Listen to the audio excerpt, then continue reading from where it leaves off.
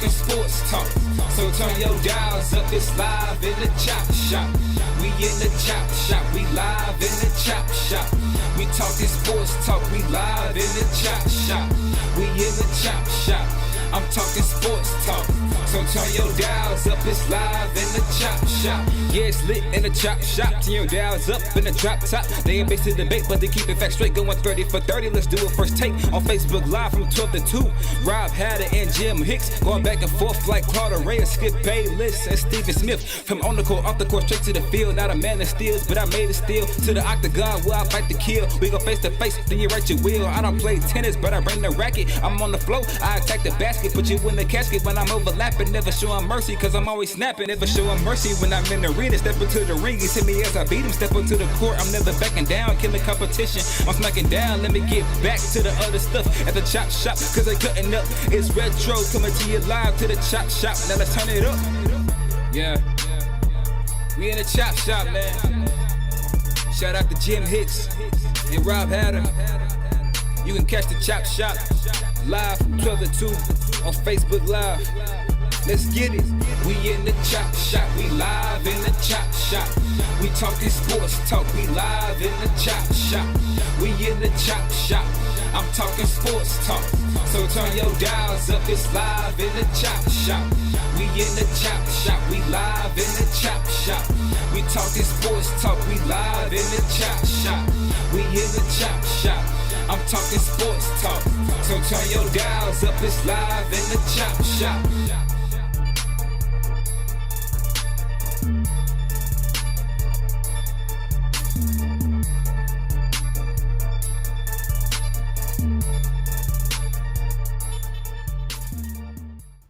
H-Town, what's up?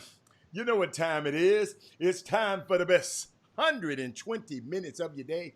The Chop Shop, the nation's #1 urban sports talk show, and also your midday sports happy hour. Yours truly, Robert Hatter, alongside Jim Hicks, coming to you live from Houston, Texas. But we're broadcasting all over the United States and the world via Facebook Live and YouTube Live at the same time.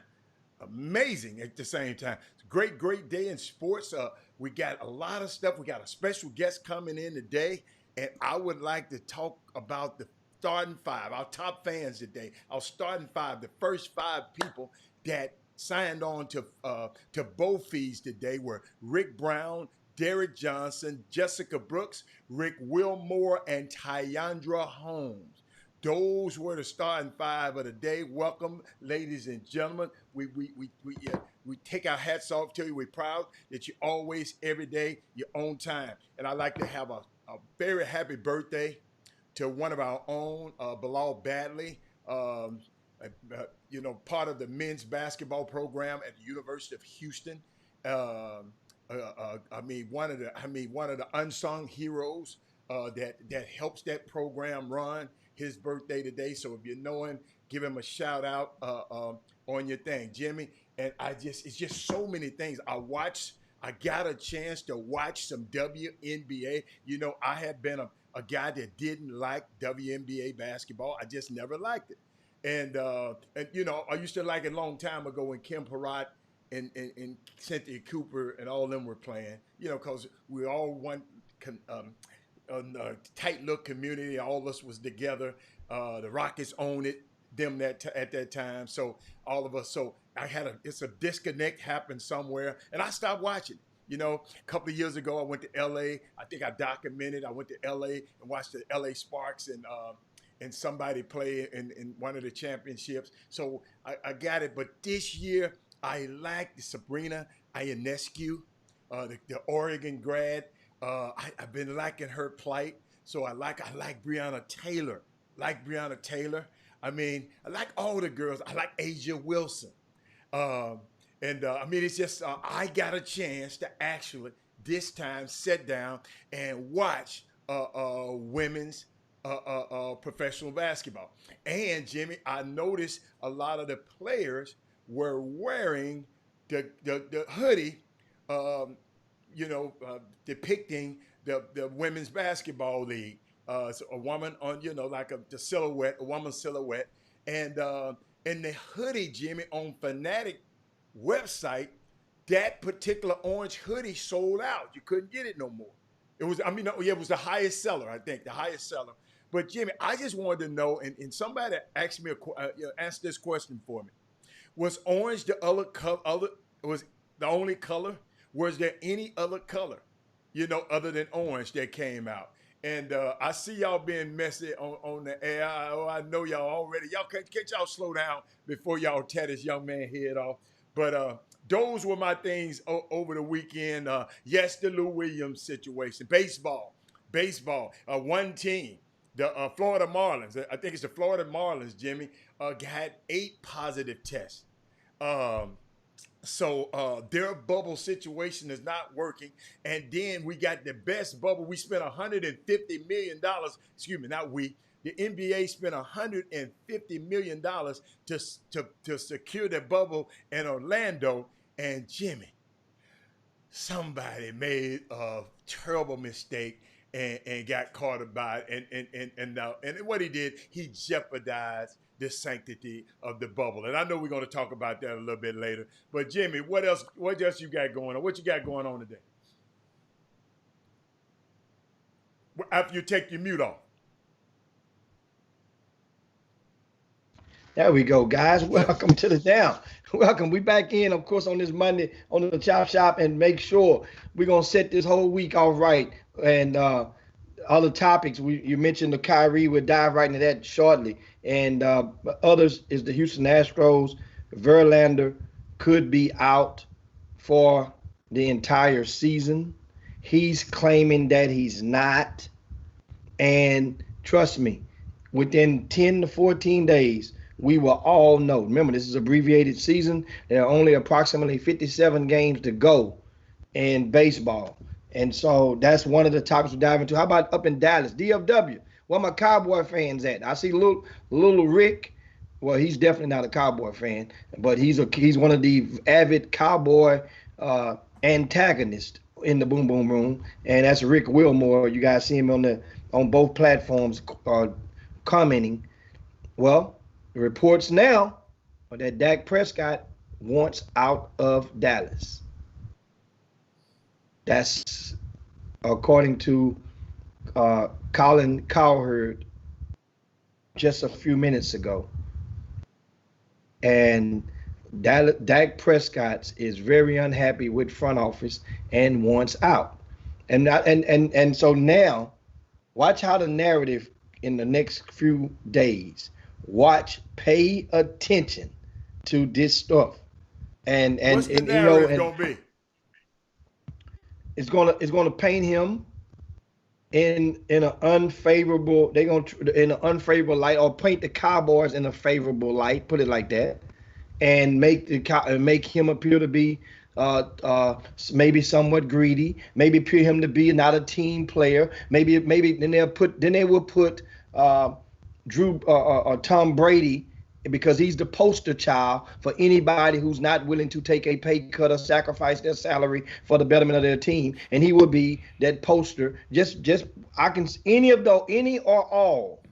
But of course, that's what they're gonna say. But at the end of the day, they had an opportunity, and see, that's why we got to get smarter and don't let nobody paint the narrative. I mean, if you smart enough to just understand, they had a great opportunity to sign. They just don't feel he's worth that money. So guess what? Now it's time to lose. Just like Jamal Adams. Woody Johnson, them didn't pay him that money. He got a way out. So now think about it. The day Zach, I think July 16th, all you had to do is look and see Dak Prescott's older brother.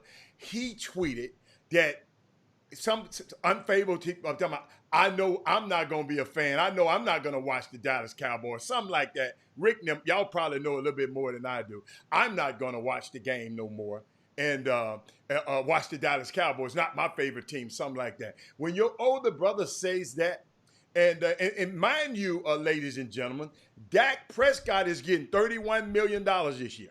Okay, that's more than them other guys, all of them guys on their team that added together his salary. He take up almost I think about 18% of the salary cap this year because of his 1 year franchise deal.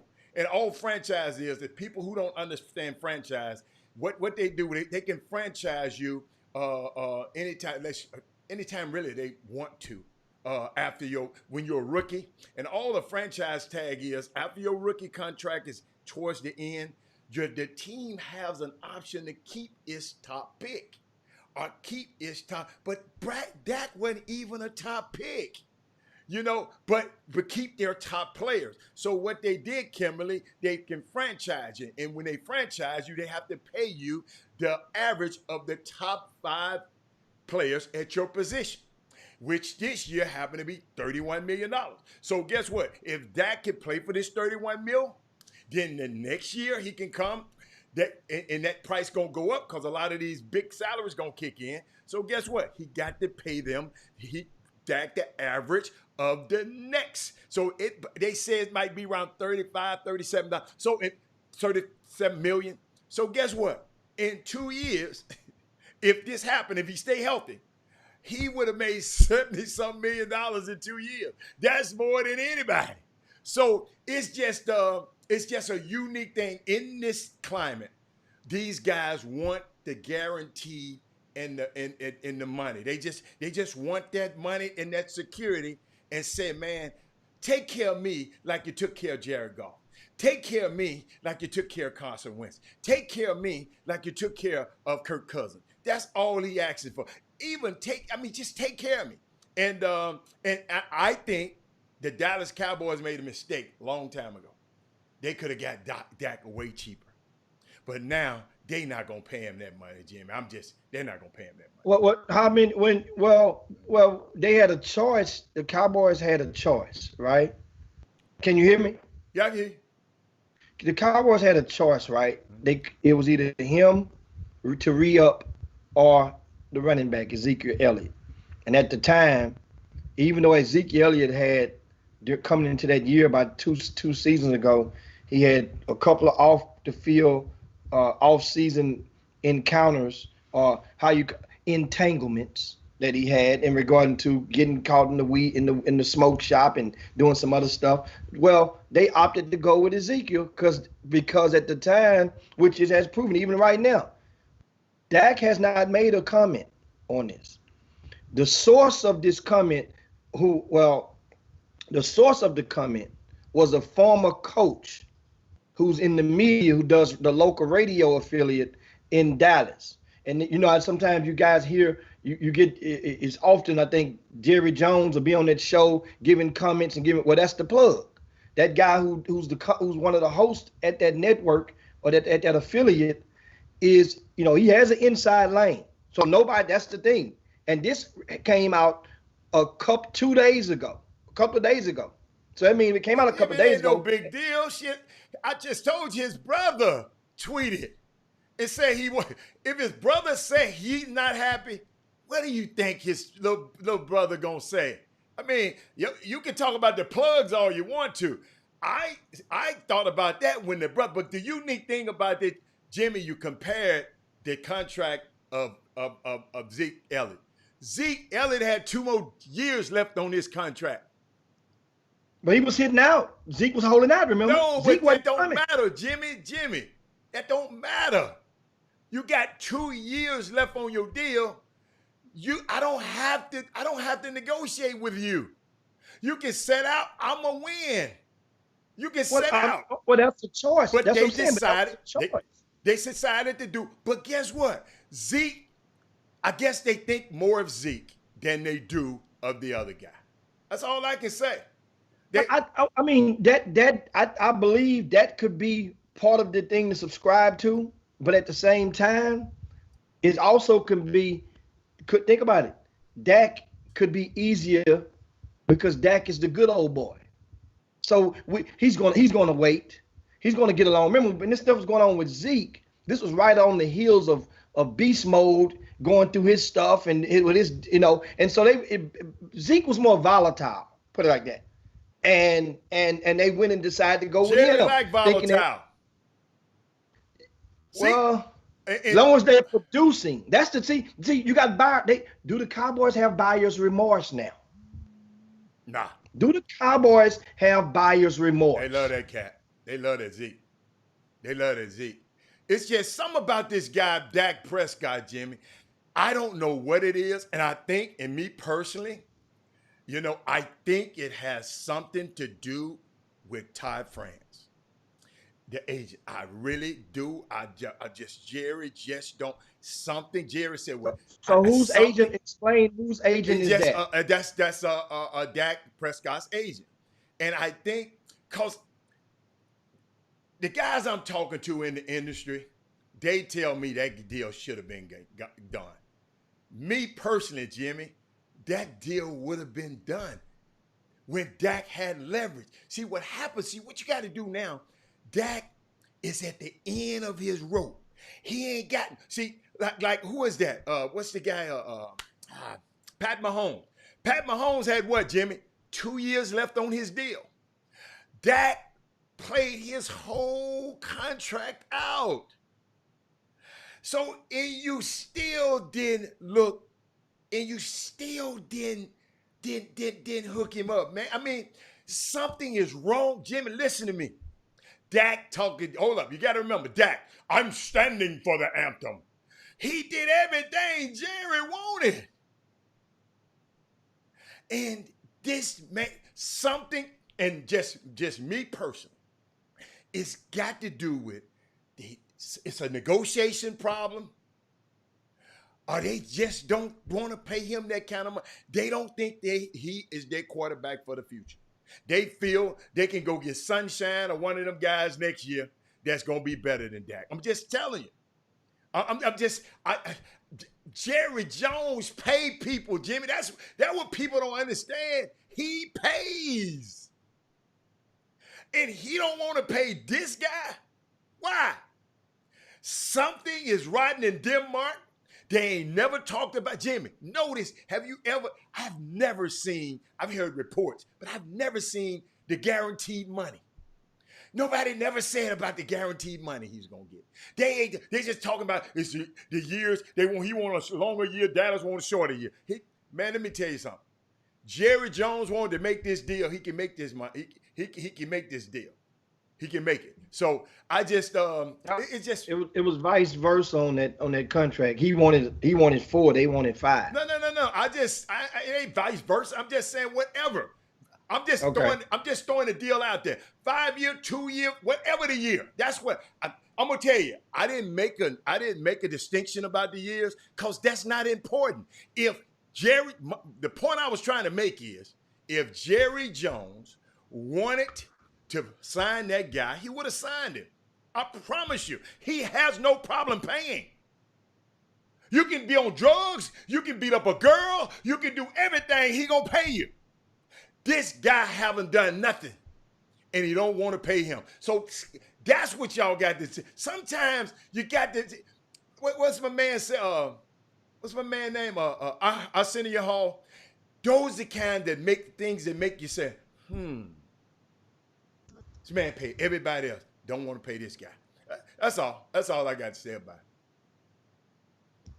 And of course, I'm looking at some of the comments on in the Boom Boom Room about it. And I mean, this is once again, if you just tune in, there are reports that Dak Prescott is very unhappy with the front office of the Dallas Cowboys. And, you know how it is. This is one day, but people are run with it. And Jimmy, it ain't been no one day, Jimmy. This thing been festering for 2 years, Jim. See what y'all got to realize. We talking about it today. This thing has been festering for 2 years. These guys been working on this deal for 2 years, and listen, still can't get it done. Yes, but at the same time, remember there were people. Once again, the narratives was that was from the Cowboys program through their media. I would just say allies. Hey, Dak Prescott, guys, you see he's the good guy. You see what he's doing? He's waiting. He's going to be patient with this. We're going to get it done. Don't worry about Dak. It's good. Everything, he loves it here. Dak sit there. Remember now, A lot of people. Dak was one of those guys. Remember, going back when the Colin Kaepernick taking the knee stuff a couple of years back in 2016, and well 17 when it really spearheaded. And Dak was right there on there. It was like he was the guy that allowed them to use his views as the poster. And a lot of that kind of rubbed a lot of black folk the wrong way. You know the way his stance was at that time, which you have the opinion to you in America, you have the right to to express your opinion on a variety of things. But this issue, which has come back to bite so many people in the ass, who basically, because now you realize it ain't about, now they're willing to at least admit, they meaning predominantly white people, admit that it really wasn't, we know it really wasn't about the flag, or admit we know it's about police brutality, and that's where we are. And so some people, you gotta realize, man, how black folk is. We give our own a life sentence. If somebody else do something to us and it's white, they getting a misdemeanor, time served. Black folk do something to us, we don't even have to know them. Life sentence. Talking about not necessarily in the legal sense, but in the terms of our hearts or in the forgiveness phase. So guess what? I hope things work. Bottom line with Dak, every time they lose a game and it's an interception, late interception, he's gonna feel it. If he have a bad spurt this season, he's gonna feel it. If he's not producing, he's gonna feel it. And if you want to if he wants out right now, the thing is, Jerry Jones, as you mentioned, Jerry Jones will pay out, and Jerry Jones ain't that crazy. So Jerry Jones know if you want out, you ain't supposed to go out right now. This ain't the Jets, New York Jets. This Dallas Cowboys. He's going to get as much as he can, and for that. Now, one thing that I heard is that there's a rumblings in Dallas is that Dak Prescott was really fond of Jason Garrett, and Jason Garrett getting fired is another thing that one of the reasons for his understanding why he's pissed off with front office because of the Jason Garrett thing. I mean, damn, it wasn't time for Jason Garrett to go. I mean, hell, it wasn't time for him to go a year ago, 2 years ago. So he's being a proponent for Jason Garrett, and that's he been for what? Man, that man ain't thinking about no damn Jason Garrett. Dude, Dak Prescott ain't thinking about no Jason Garrett. Do you know Dak Prescott, this new coach, is one of the the same source. I don't care about the source. I'm just saying, okay, but if the source has good dope on money, if they'd have paid him that money, they either told he ain't worried about Jason Garrett. I'm saying the same source is saying in addition to, this is another thing. So that's what the same source. And I'll read the quote from the source. It says, "This could be more to all this than money." Right? And this is according to Brian Broaddus, Broaddus. You guys can look him up, and he's on the 105.3 The Fan in Dallas. Right? He's one of the commentators. Used to work in the Dallas Cowboys organization. You might mention her. He's the plug. So he says that Broaddus, he reported that the same former Cowboys coach that shared that Prescott was disappointed that Garrett was relieved of his job. And it goes on. So this same source is quoted in the article. And so that means, and guess what? Nobody has disputed this. That's what I'm saying. It's been a couple of days. It's all right. I can dispute it. I like to go against everybody anyway. Yeah, I dispute it. I can dispute it. It's okay. I just don't believe. I know. Let me tell you something, man. All that old mess you talking about and what them folks talking about it, the sources and all that bullshit. Let me tell you something. If them folks had came with the right bread, The dude ain't worried about no Jason Garrett. The dude got this new coach. This coach coming in this guy might be a better coach anyway. This coach has coached Brett Favre. This coach has coached Aaron Rodgers. He might learn something under this coach. So me worry about Jason mediocre Garrett. If Dak worry about him, then hold up. So you don't think that you've never heard of guys having the back of a former coach? He just speaking out. Jimmy, all I'm saying, Barry McDonald said, if he think like that, Dak is whack. Dak just might be whack. And a lot of people been screaming that from the top of their lungs. Hold on. And if he worried about Jason Garrett leaving, and Jason Garrett, they had another guy to be his coach, the quarterback coach. So Jason Garrett wasn't even his coach no more. He was the head coach. But Rick Wilmore said something so key. Dak is an all lives matter, anti-kneeling kind of fella. He lost me there. So I can care less about his NFL plight. Thank you. We can end this subject. Thank you on that one, Rick Wilmore. That's exactly one of the things that I had pointed out just a while ago. A lot of people are not really fond of Dak in his situation right now because of his decision. You got choices and consequences, and these are the consequences of your choices. And guess what? Guys? Millionaire problems. So we go to a quick break and come right back on the Chop Shop. We're going to talk a little more. Don't forget the top of the hour. We got a special guest going to join us. He's been with us a couple of times before. Henry Kakula has a new book out. You guys make sure. Meanwhile, share the show. Be right back. Chop Shop. This is a league of powerful women. We've stood strong in the face of doubt. And we know that sometimes, instead of asking people to step aside, you have to tell them to make way. Because it's not only about the shots made, the championships won, it's about resilience, showing up for your sisters. Women who have fought like hell on the hardwood, and the lives they've touched off of it.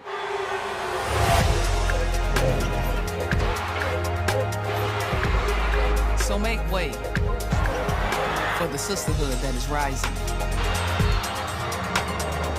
Because it's time to not just know the WNBA, but the women behind it.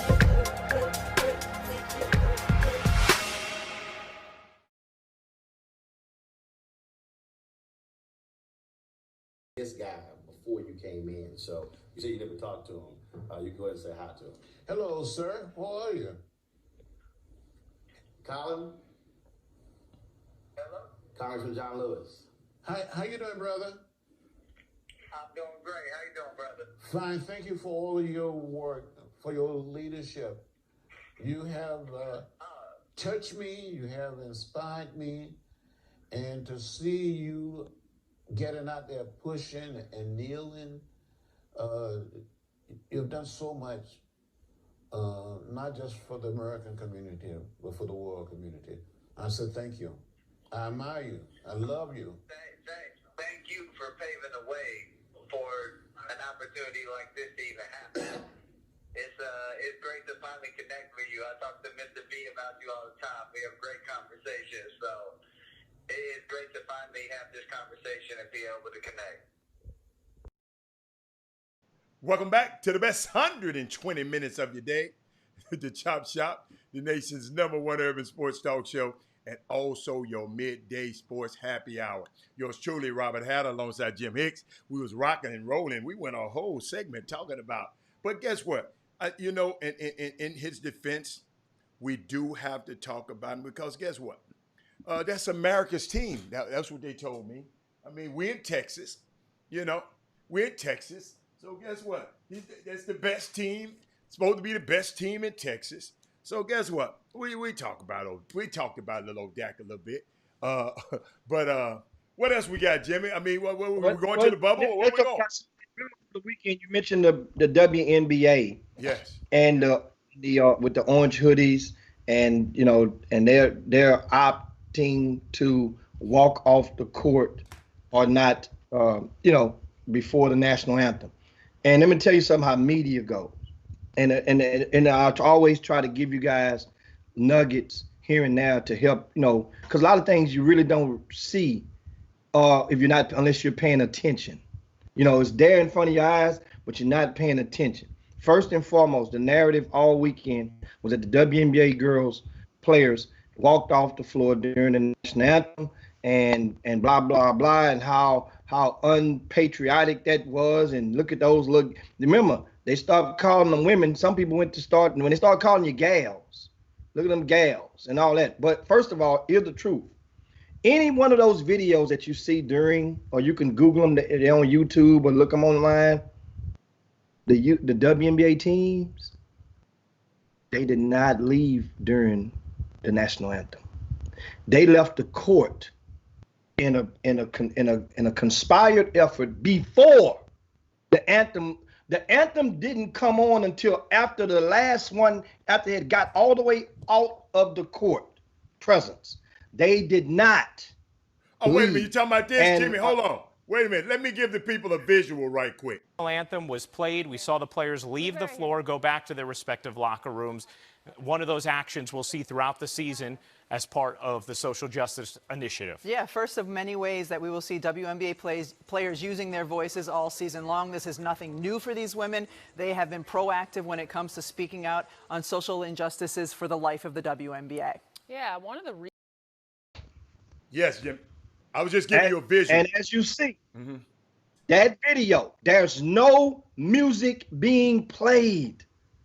You see? This is kind of like, remember, this is kind of like that Colin Kaepernick thing. So then the narrative goes, because you see the flag. Now the flags on the display board, the music is not being played. The anthem is not on.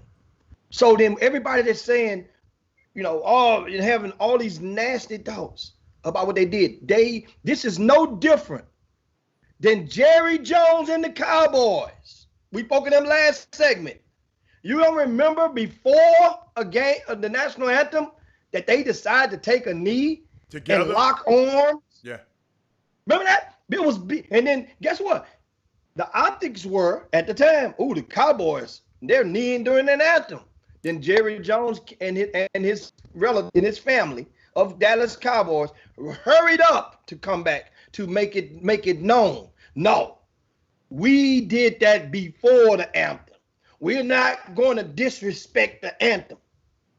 Well, think of how the narratives and look at it now. So there's nothing coming to the defense except for maybe Ramona Shelburne with ESPN. She came and made it known and challenged her own bosses and her own employers. Hey, you guys made a mistake. You're wrong about that. Now I don't know if they came out and did public corrections to make it known, but I doubt it, because there's an old saying in media: you convict me on the front page, but you acquit me on the back page, and that's how it goes. And that's my take on that right there. And then guess what? Speaking of the WNBA, guess what else happened? Those orange hoodies. Guess who did not get one? Sheryl Swoopes. Sheryl Swoopes. Yeah. Didn't get one. Didn't get one. And no. But guess what, Hal? If I see Devin Booker, well, he's not there in the bubble, but just giving an example. Devin Booker is in the bubble, Jimmy. Oh, the Suns are there? Yes. Oh shoot, the Suns. Well, that's what he did have one on. I thought I saw him on the video wearing a hoodie. And you're a 4-time NBA champion, one of the pioneers of this league. Sheryl Swoopes is. One of the only people who won a national championship, a gold medal, and a WNBA championship. Did Tina Thompson get one? Tina Thompson wasn't Sheryl Swoopes. I don't know if she got one or not. She's a coach of Virginia. I'm quite sure she got one because of Virginia. Most of the people who got it, most of the people, if you what I wanted to do is go and because they said it's some legitimate reasons. Sheryl Swoopes just got a little sensitive, and but they was given it to the people. Let me tell you, Sheryl Swoopes was not going to be visible in this bubble. Cheryl Swoops don't even have a what platform. They were doing this for people, the guys that LeBron James, those guys who is going to be visible with. She'll get one, but shit, buy her own. But, hey, if that's the case, if you want one, I think she just overblown. I didn't agree with Cheryl because those people, they strategically did those things because they want these people to be photographed and people to talk about it. They talked about it so much they had me watching. Y'all just don't understand how hard it is. Yeah, she can be the Mount Rushmore, but her ass didn't get one. So guess what? So Mount Rushmore of the WNBA, this is bigger than Cheryl Swoops, man. Think about this. Show you what I'm talking about. The reason I actually tuned in to and these girls because they got no TV love last year. But Maya Moore took off a season to fight for justice. Let me tell you something, man. Those the kind of people, they're relevant right now. Yes, sure, I know we love to live in the past, but this was a marketing campaign. Of course they might send Cheryl one later, but this was a marketing campaign. Guess what? When LeBron has it on, zillions of people around the world gonna see it. Ja Morant have his own, Devin Booker, everybody gonna see it. That's why they did it. I mean, that's why they did it. It was, man, if you're that mad, just go get you one. Order you one. Alan, I mean, that's just how I feel. You ain't no, you can. Alan, you we're not talking about that's for common folk. Order you one. Cheryl Swoops in the world of WNBA is nowhere near common folk. That's just like if Nike's having Peach Jam, there's Peach Jam product that's going to be sent to certain people that ain't playing in Peach Jam, that ain't going to be in Augusta, Georgia. But them certain people probably ain't on Twitter, Jimmy. And them certain people ain't on Twitter whining about they didn't get it, though.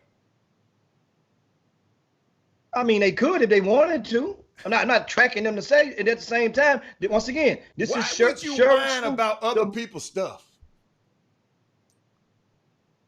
I mean, maybe Cheryl Swoops, this movement, but she resides in Texas. Maybe this movement, maybe this whole, especially think about it now, the whole Black Lives Matter concept and its initial origin falls right in line with what Cheryl Swoops has swayed into and out of in her life. Come on now. So maybe this stuff, maybe she, I mean, some things she really probably wanted one. Obviously, if she took to social media, she really wanted one. And it probably really was like, damn, wait a minute. So I couldn't represent. Petty, but you like petty. That's petty to me. But you say you like petty. So I understand why you understand it. I just don't understand it. I don't understand it. I promise you. When I saw it, I said. Cheryl Swoops said that. Numerous people in administration with the WNBA reached out to her. And I'm I'm guarantee you they're en route right now. And if you think I'm joking, you go look up under the time. So that means if they knew there wasn't a wrong, Jimmy, there would be no apology. Evidently, you didn't hear what I said. She might get one later. Don't that fall under that? Remember, Haller, it's an old saying, old adage. And it is. Closed mouth can't get fed. So guess what? She gonna get fed because she opened her mouth. Hey, and that's Jimmy, so I would have sent her one if it's hurt that bad. I'm just talking about the reason the NBA sent those things to key people. Maybe I think she got mad. If you go back and look at the tweet, I think it's because she wasn't one of the key people. Somebody pull up the tweet for me. Cheryl Swoops. It was I guess I wasn't a key person or something like that. She said I didn't make the cut. I didn't say she didn't make the cut. She didn't make the cut. So guess what? She in the second round. She ain't in the cut with LeBron James. She ain't in the cut with. She ain't in the cut with Devin. Hey, excuse me. The WNBA is trying to get fans to watch their game. Trying to get fans to be interested in their game. So guess what? When LeBron James said, it's a lot different than what Sheryl Swoopes said. Here's who got the sweatshirts. Everybody, not everybody, a lot of people inside the two collective bubbles, WNBA, NBA, and female, right? Prominent female athletes got sent sweatshirts that was not in the bubble. Prominent female athletes. Okay. So understand, she didn't make the cut. She didn't make the cut. So athletes, you could be talking about Serena Williams. You should be talking about some of these people who are relevant right now. That's the point I'm trying to make. I don't think they were slighting her. She just didn't make the first cut. That's all. They guess what? Errors. People make errors. That was an error that they hopped on, and they did it the right way. Hopped on there, apologized. Oops, our bad, Cheryl. We got you. Matter of fact, we got you 3 coming. We got you 4 coming. We got you. What? Our bad. And that's that's how you do it. And that's one of the things in regard to that. I mean, it's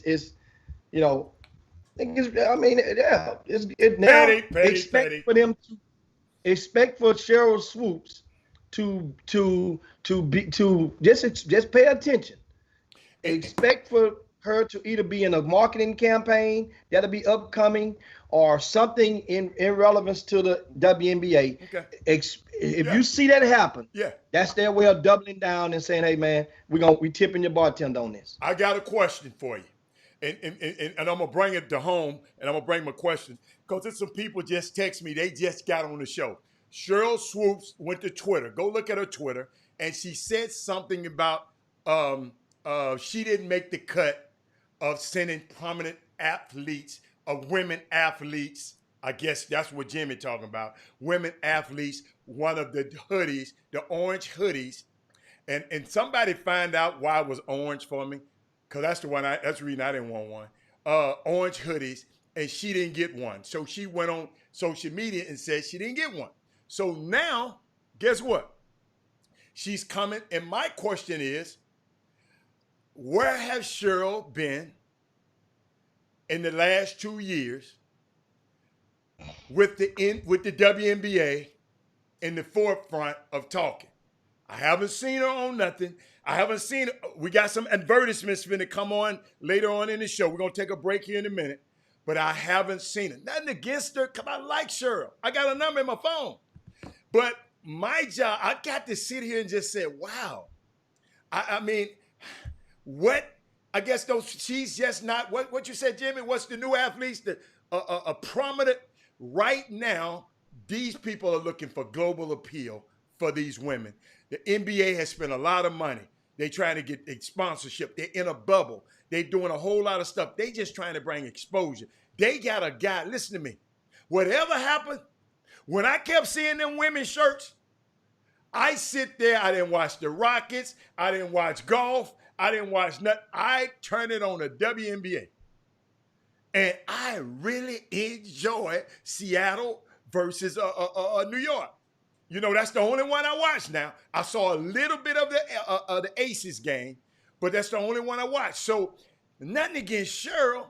It's just that I'm just trying to figure out, Sheryl, come on, man. Just tell them, say, look here, y'all forgot about me? Some things that y'all always tweeting.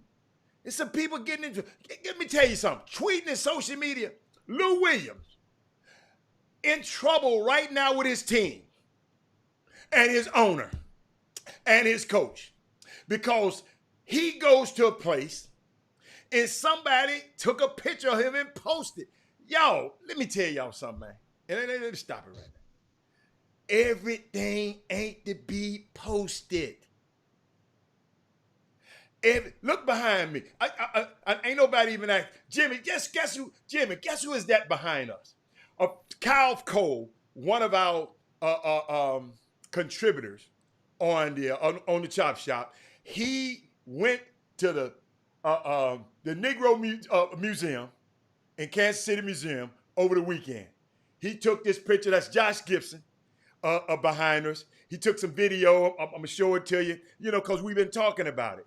But Jimmy, but everything ain't to be posted, man. I mean, that's all I'm saying. Everything is not to be posted, and it's got now. We're threatening right now with a security breach from Lou Williams, and let me tell you something.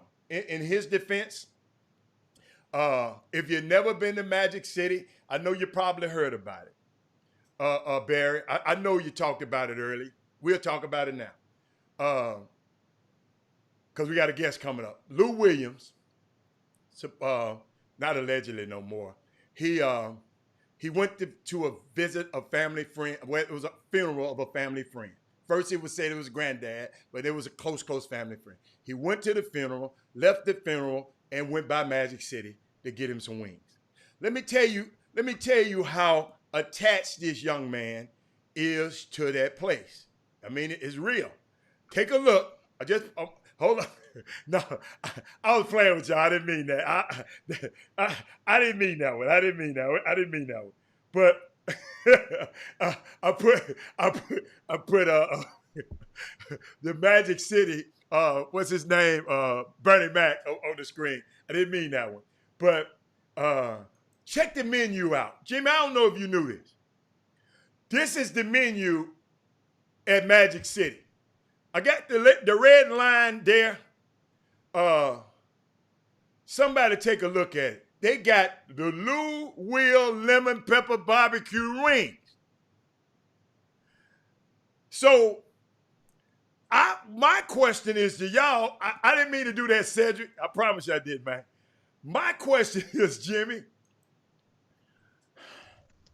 if he had went to Chops, if he had went to Vic and Anthony's, if he had went to another restaurant, would he have a problem? Would they have a problem with it?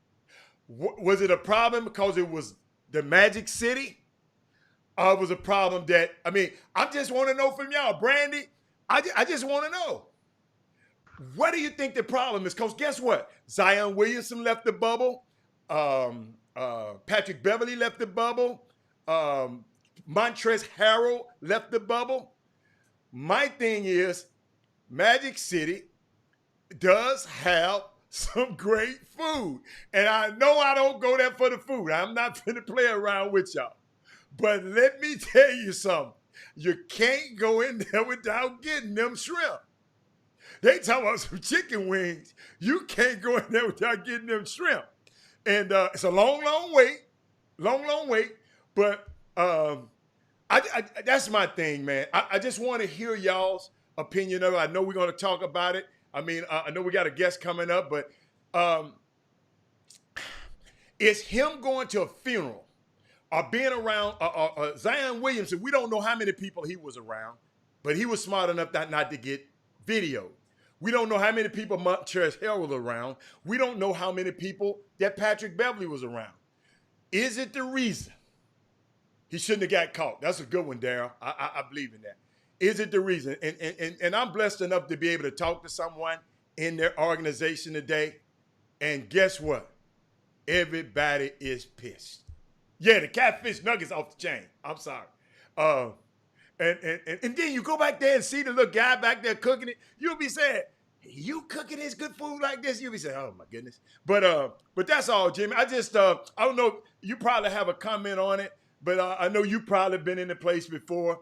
It's a unique establishment. And let me tell you something. It's a way of life for people down in Atlanta, man. It's like, it's a way of life. Jimmy, what you got? Well, it's the thing is with Lou, the situation is, first of all, you mentioned about people taking the pictures. I'm quite sure that Lou Will had no had no idea that that guy would post that picture then. Right. You know, and that's one. Sometimes, first of all, a lot of guys take pictures, but not many. But at the same time, some things are left unsaid. Hey man, don't you post this? He didn't think he had to tell dude, hey man, don't you post this, dude? I ain't supposed to be here. So guy probably, and then some guys, remember now, while you're in places like cabarets, and sometimes, you know, even though the chicken wings are there, but you're not eating the chicken wings with some fruit punch. You're eating the chicken wings while you're drinking something. And so who knows the situation of what time it was, and thing place like it doesn't really matter what time it was, because the same thing that goes on in Magic City at 2:30 in the morning takes place in 2:30 in the afternoon. That's for sure. Yeah. So time it was. The thing is, now Lou Will, he gets back, they issues a 10-day punishment for him once he's arrived back, since he's back in the bubble. So now he's reportedly appealing the 10-day punishment, Jimmy, because it would cause him to miss. Jimmy, But he's contesting it, right? And they're saying that the reason you is can't compel it, because Jimmy, all it is what it is not like a fine or nothing.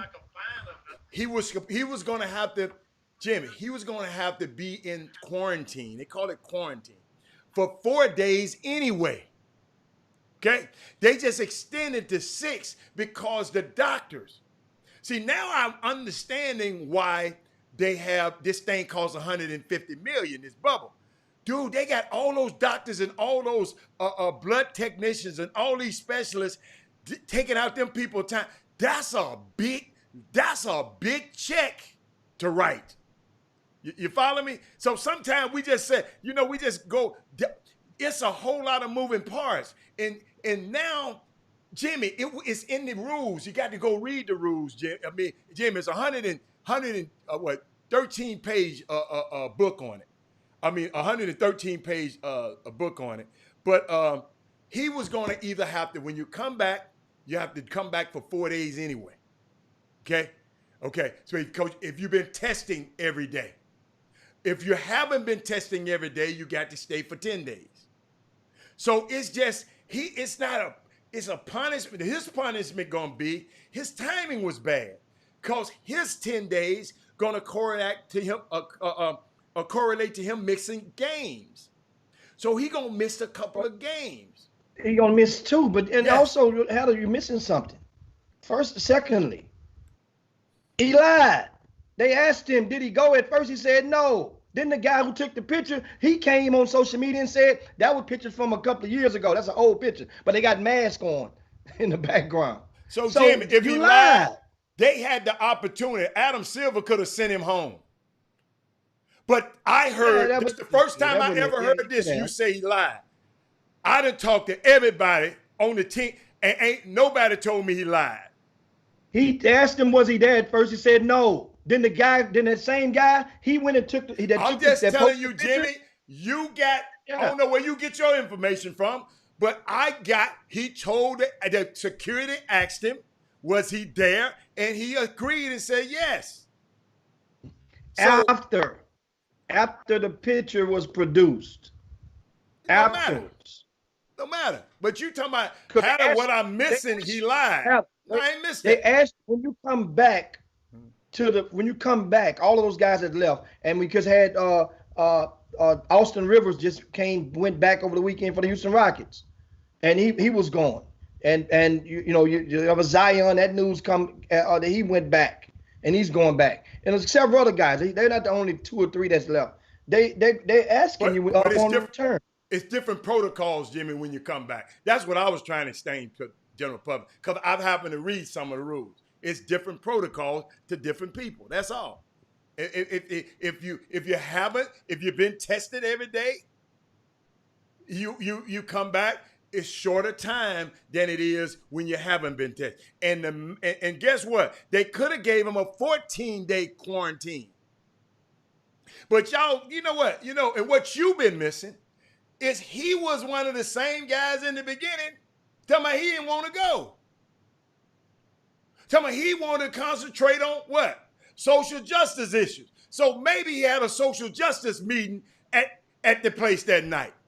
Just what he had. maybe he was doing his social justice meeting at the strip club that night. So, dude, hey man, y'all, I know, we was eating dinner somewhere, and I was with somebody that's popular, and we saw a guy over there. Jim just had his phone at the table doing this, sneaking and taking pictures of us. Well, he was taking the pictures of him. But I said, dude, come on, man. The man eating, man. I mean, and I'm going to catch him. I caught him. It's just unbelievable, man. It's just these people want to be, take a picture with a guy and say, well, so it's just crazy. It's unfortunate because, Jimmy, if he do bring some back to the rest of them guys, Jimmy, those folks had 0 positive tests. So you got to protect the sanctity of the bubble. And I just think it was just a bad choice. Bad, what we said, choices, consequences. I think it was a bad, and you're going to appeal it? Dude, come on. Yeah, that was the word that he's willing to, he was attempting to fight the 10-day to get it squashed down to the regular 4 days or whatnot. Jimmy, get Rick for me. Get Rick for me. Rick, I ain't been to a strip club in years. We up against the break, guys. We'll go to a quick break, come right back. Don't forget we got a special guest joining us as well. And don't forget, later on in the back end, yes, it's customary now. It is grassroots conversation on that Monday. We going to dive into that as well. And there's a lot of stuff that took place. It's a grassroots. I ain't heard nothing. I guess I ain't been on Twitter. I'm glad. See y'all. I ain't heard nothing about grassroots. You wasn't on Twitter. You was in restaurants. You told me you stay at home. You ain't going nowhere. Now, 1 week later, you in all the restaurants now. What restaurant? Okay, maskless. I wasn't no mask. I wasn't in the restaurant. You ate the food with the mask on. I wasn't feeling that good this weekend. I was under the weather. You hater. That's your we'll be back in a minute. To it. All right.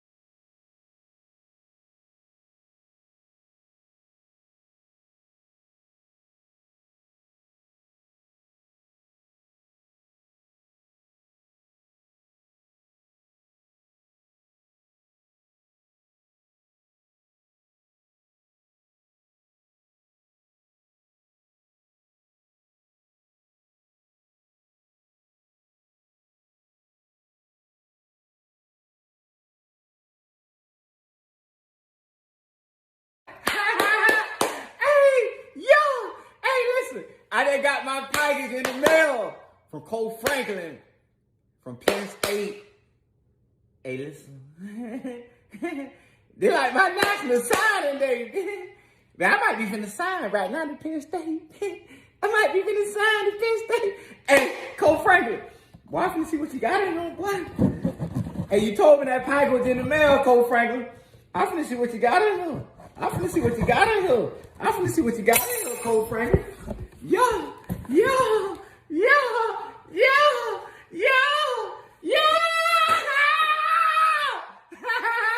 Hey, Cole Franklin, well, you got me looking mad. Cole, what you got in here, Cole? Pro day, you got me looking mad. Hey, Cole, I'm gonna put this on right now. Hey, listen, right now, listen. Coming to a city near you. First game of the season, bitch. That might be in Beaver Stadium right now, bitch. University ball. Hey, Cole Franklin, you got me looking nice. You got me looking nice, Cole. What do you mean right there? Day? Hey, Coach Seal. You won, Coach Seal. Boy, y'all got me looking nice now. Nick the line, you got me looking nice. Hey, boy, I've been waiting on this pocket so long right here. Hey, Coach, listen. Boy, I'm so ready for this season right now. Coach Franklin just sent me my pocket in the mail. Hey, Coach, listen. I might be the next Saquon Barkley. I might let you line me up at tail, Coach. Give me number 26, Coach. Give me 26, Coach. Put me in like Coley P say. Hey, Coach Franklin, that's something you might give, boy. Look at her. Look. You see me? Hey, Nick the Line Country, University Park, Beaver Stadium, week 1. I'm at tailbite. Yo! Bring us back, Jimmy. Think about what you're saying. Think about that's I ain't getting no dinner. I just walk in and walk right out. It's saying you lied. We're back on the show, Jimmy. I was telling you to come on back. That's what I done at the Chop Shop. And I'm watching Plies, and we talking about some other stuff from last session segment, and I was thinking about Plies, and also what first thing came to my mind is Plies. Sometimes you forget. Once again, I mentioned earlier, when it comes to some people, they get a misdemeanor, and then the other people with us, we get a life sentence. Penn State, I'm still thinking about Jerry Sandusky, and that's bottom line. Period. That ain't going away not this soon. Now it took me years, even though one of my good friends has been as a coach at Baylor ever since 2003 or 4, and that's Jerome Tang. It took me years to just get in the flow and just being able to just tell it, because remember, after Dave Bliss, so you gave the university death sentence. So your thing was at the university, and my thing. Guess what? And guess what? Just like okay, who's getting the heat from the Houston Astros scandal? It ain't those 4 players that was the primary culprits in the trash can scandal. The Astros. If me and you wear our caps to New York City right now and put an Astros shirt on, somebody gonna say something else in the airport. I'm just saying, it's a reason why, because so means now it would probably be in the best interest unless you're looking for some static. Mm-hmm. Just don't wear your Astros shirt. So you didn't gave. So I hope you've gave Michigan State the same verdict.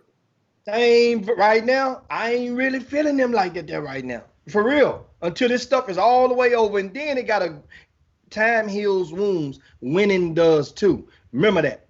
Winning will heal some wounds quickly as well. Or you haven't, just like you said, Coach Tang, Plies got a relationship. He kept saying Coach Franklin. Yeah. You got Coach Tang. So maybe relationship, if somebody come up there and get a job that you cool with, hey, maybe it'll change. Right now, hey, you ain't thinking about them guys up there. But guess what, Jimmy? We got a special guest today. Indeed, we do. Yeah. And of course, our special guest is no stranger to you guys, and he's the founder of 4.0 GPA. This is the time right now when it is for everyone that's watching to take out the time and share the show, especially those that are on the Facebook page. Share the show right now to your timelines, to your friends, because every time this young man speaks, and especially giving his testimony, it warms the heart, is great for the soul, and you embrace how this young fella has just trailblazed his way into a lane for which he's producing results and saving the let's say the lives, the academic lives of so many of our young people in the communities abroad, not just Houston. This is a nationwide thing. And with us, we have Henry Kakula of 4.0 GPA. That's the website, guys. 4.0 GPA. 4.0 GPA. And Henry has a new book out, guys. Henry, you've written a book now. First of all, welcome to the Chop Shop. And tell us about this book that you've written. You going all the way in. You getting what's on the other side? You got bougie. You got what's on the other side of the bougie? You know what? You're distinguished now, Henry. Welcome to the Chop Shop. And Jimmy, it is my fault, Henry. Henry, let me tell you something. What I love about you, young man, you follow instructions to the letter. But let me help you now, right? Now I need you to come opposite of what we was working on before. Come the other way, just a little bit. Let's go. Yeah, there you go. Coach, now you was hanging out the head halfway out the screen. So just come back over a little bit, just over or back the other way. Yeah. Now you're in the center of the screen. Okay. Now tell us about this book that you sent Jimmy. He didn't send it to me. I don't know nothing about it. I guess what? I'm gonna buy it. You don't have to send it to me. Just make sure we know and everybody know how to get it, and we're gonna make it happen. I see it. It's on the Facebook feed. I got you. Say no more. Amazon.com. So you finna make Jeff Bezos some more money. Henry, he made $13 billion the other day and ain't gave none to HBCU. But okay, I got you. I had to go there. But make sure you unmute. What's going on, man? Oh, thank you, everyone, for allowing me to come back on, and thank you for the opportunity and the good work. I mean, I got me hungry right now. I want to get some wing chops right now. Henry, I want to get some wings. wings. In trouble. You go to get some wings at one of them places. You better go to the regular place and get some wings. But just starting off right now, talking a little bit about what is college. It's a great book. It's a number one seller on Amazon for over 20 days, and it's a book that's designed to help students prepare for college if they're in elementary, middle school, high school. And it's very creative, it's unique, and it's good for athletes. It actually has a page on there talking about eligibility, NCAA, and it breaks it down in a fun, engaging way. A kid talks about Kevin Durant. Did Kevin Durant have to make good grades to go to college? And it kind of breaks it down on the importance of the ACT, the SAT test, so kids can understand why it's important for them to make good grades as an athlete or a student so they can go to the next level.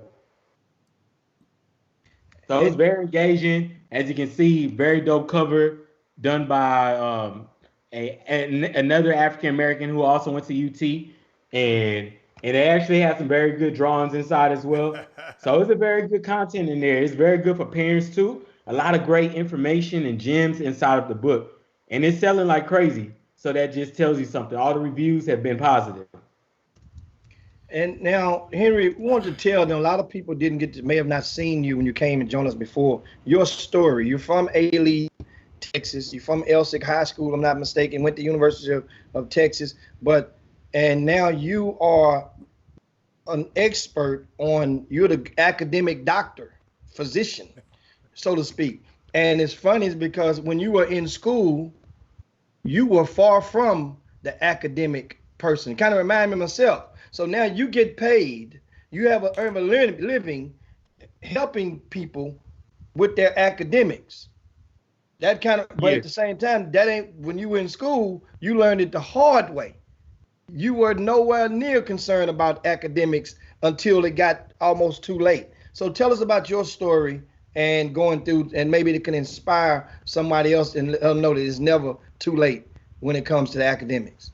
I grew up I'm from A-Leaf, and I grew up, my mom didn't go to college, and it was a single parent home, and I didn't really know anything about top 10% scholarships. And so when it was like my last year of college, high school, I told my counselor I wanted to go to, UT, Ohio State, Purdue. And she was like, you pretty much don't have the chance to get into those schools. And when I was in high school, I failed about 6 classes.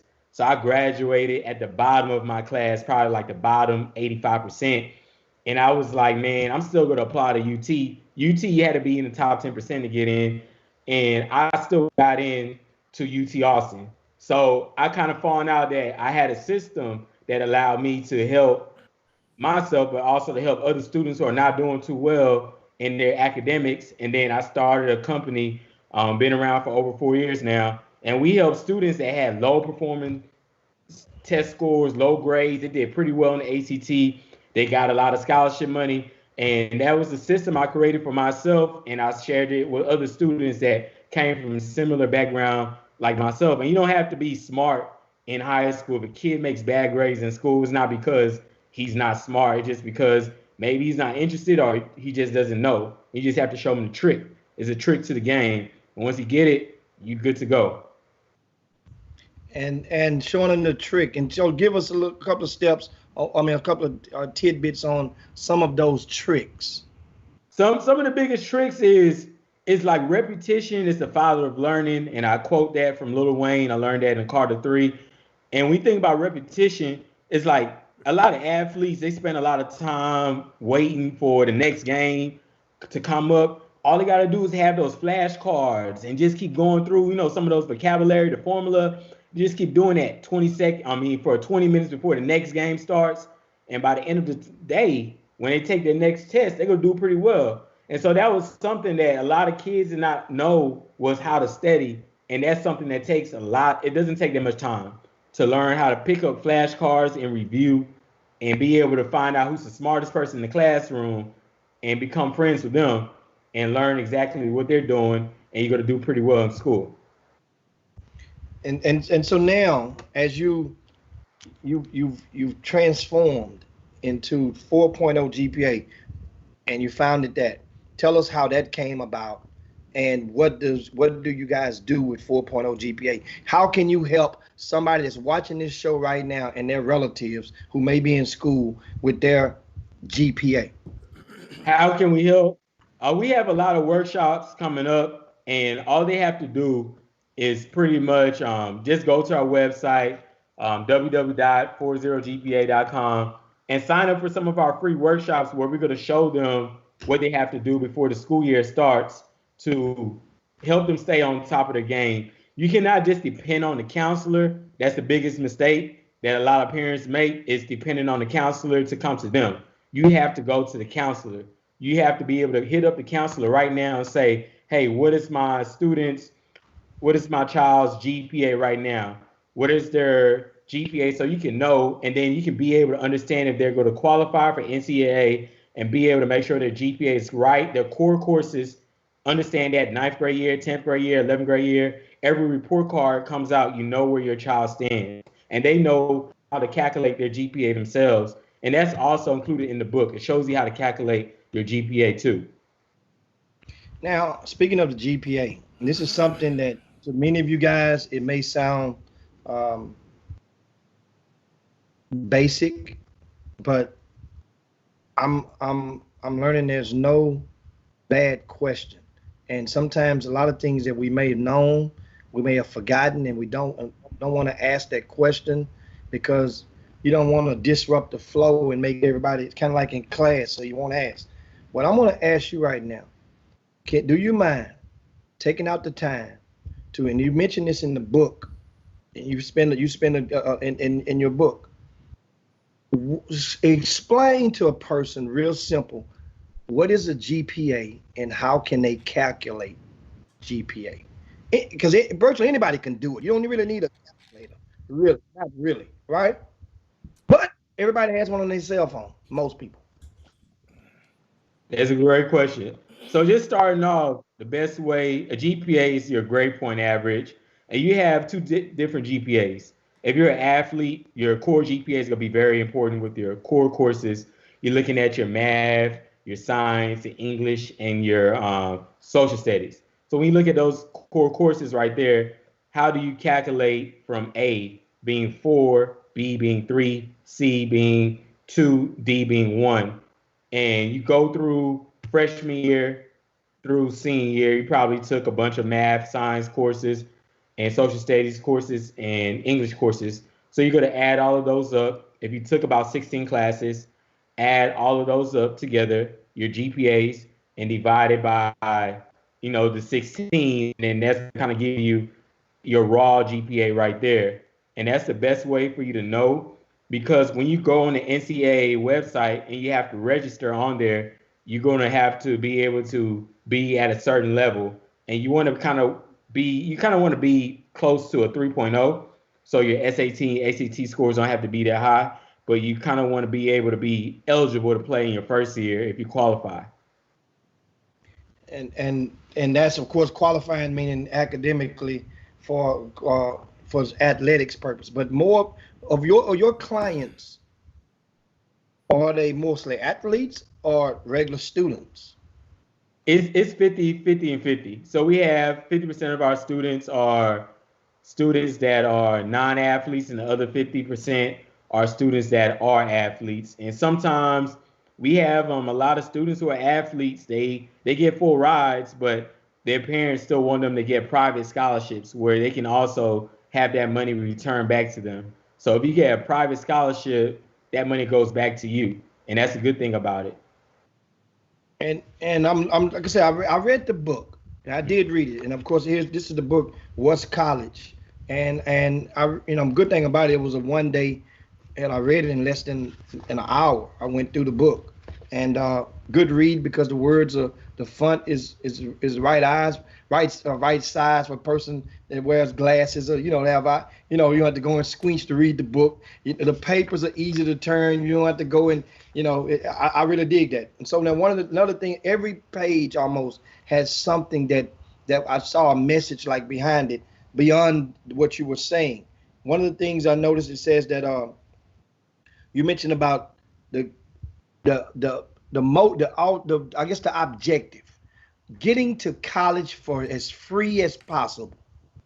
Because one of the things that hurts us as a generations of us, mean black folk, is having to take out the loans and be held prisoner of those loans for years, decades. Sally Mae don't play. So now take us in that as far as, what are some ways that people can go, and why is it so important to try to get scholarships and get to not having to get in debt at an early age? And just take us to your thoughts on that. It kind of goes back to building generational wealth. And when you look at building generational wealth, it's much easier to build it if you're not graduating and leaving with $80,000, $100,000 in debt. And there's a lot of ways you can do that. And the best way for you to do that right away is for you to start off with, when you look at college, preparing for college, is how can you set yourself up to avoid paying debt? And it's by applying for scholarships. Like right now, you have the Bill Gates scholarship that's open right now. If you get the Bill Gates scholarship, I'm going to put the link in the video in the chat room. But if you get the Bill Gates scholarship, you get to go to undergrad for free. You get to go to graduate school for free. So these are like systems and programs that are open for parents that get free lunch. And my mom made under $30,000 when I was in school. So if you qualify for free lunch, you get all this free funding that you don't have to pay for. And a lot of people don't know about it and how to apply for it. They just think it's hard. It's not that difficult. It's very, very easy to do. And now another comment in the book, and of course it's Henry Kakula. He's the author of a new book called What is College? And this is one of the platforms on the Chop Shop we always have for people, especially that are doing great things in our community. And this is a great thing. It's a book, and it's right now on Amazon, and it just came out recently, and it's selling pretty good. It's What is College? And inside you mentioned people who graduate from college earn $1 million more during their life than people who only graduated from high school. Is that an opinion or is that a fact? It is a fact, and the numbers on the data, the numbers may be much higher than $1 million, but the average income for people that obtain a college degree is much higher than those that do not. And so you also mentioned, is education an investment? And if so, how? Education is an investment because when you invest your time to obtain a degree, it allows you to invest in your future. You get a return on your investment based on how much you're generating each year in your average income and your salary. So that becomes a return on ROI on your investment. And also you even touched about a lot of rap, like let's say a lot of times people will try to counter and then think about rappers and people and entertainers who don't have degrees, and they'll try to use those as examples as far as the exception. Elaborate on that real quick about the rappers and degrees versus not degrees, because there are plenty of rappers that have college degrees, right?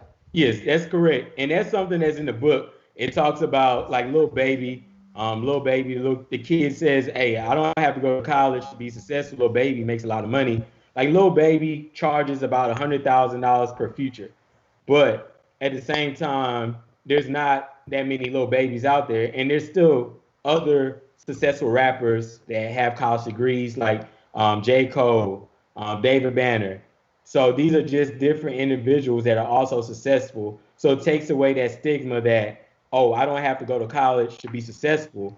You know, you have LeBron James. LeBron James did not go to college, but how many LeBron James do we have in our generation? It's very hard to name a lot. We up against the break. We'll come right back, Henry, and then we're gonna talk a little more with Henry Kakula, and he can explain to you guys how you can get a hold of his book as well as the 4.0 GPA, and and also you've picked up a few honors and accolades since the last time you've been on the Chop Shop. Share that with us as well when we come right back after this break.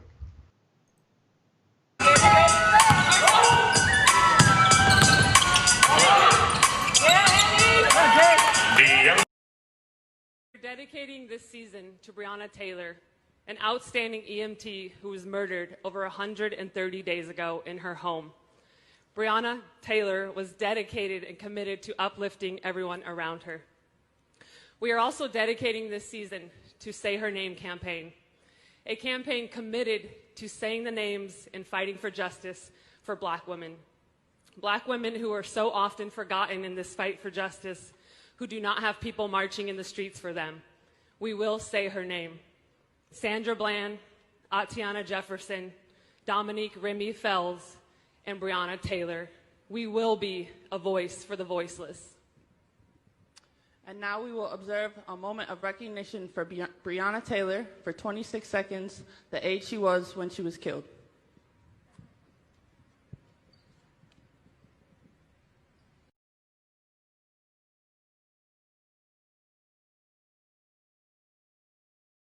We're highlighting a long-time problem of racial profiling and unjust violence against Blacks in our country. But we do not in any way condone violence against the men and women who serve in our police force. 2016 in July, you, Simone Augustus, Lindsay Whalen, you guys chose to have a press conference to discuss the very serious issue of police brutality. What made you decide to talk about that issue? We were really hurting in that moment when it was happening in our backyard in Minneapolis. And we wanted to take that opportunity to say, hey, we're with you, people who are losing loved ones. We know people, we have people who are being lost. And so it was a very real moment for us.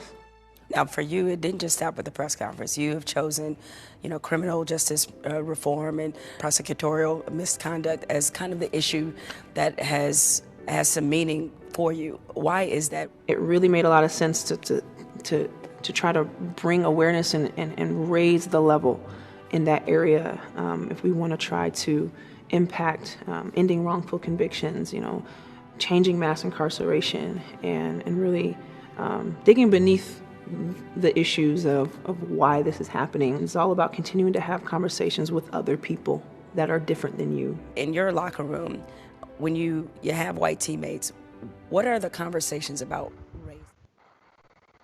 Bring us back, Jim. Jim, we on. Welcome back to the Chop Shop, your midday sports happy hour, the best 120 minutes of your day. Live with Henry Kakula, 4.0 GPA, and also the new author of What is College? One thing on the back of the book, I'll hold it up close for you guys. Look what it says. Black Lives Matter. What significance did this have to you, and what inspired you to put that on the back of the book?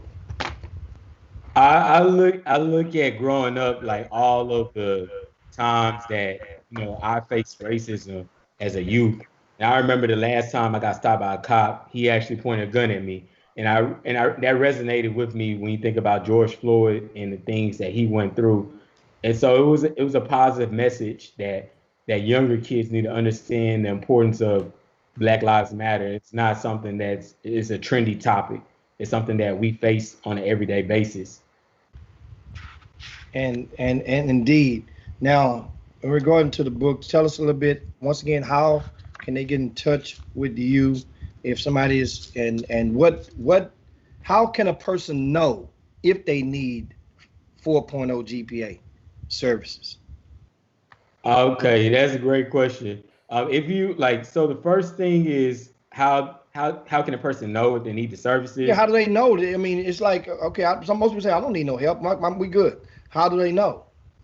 Like, how do you know if you need the services? If you're not if you're not in the top 3% of your class and you just need help preparing for the next level, you need help trying to determine what you want to do, you need help on getting scholarships, then those are early signs you may need the service. If you need help with getting in the right direction for your ACT, SAT scores, then those are signs that you may need the service. But if you have free money to pay for college and you're good to go, and you have, you're gonna pay for everything out of pocket, and you have a job lined up after college, then it may not be the service for you.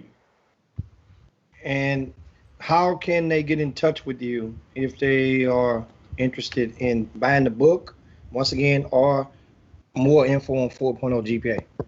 If you want to get in touch with me, you can contact me at 281-772-1538, or you can easily go to our website at www.40gpa.com.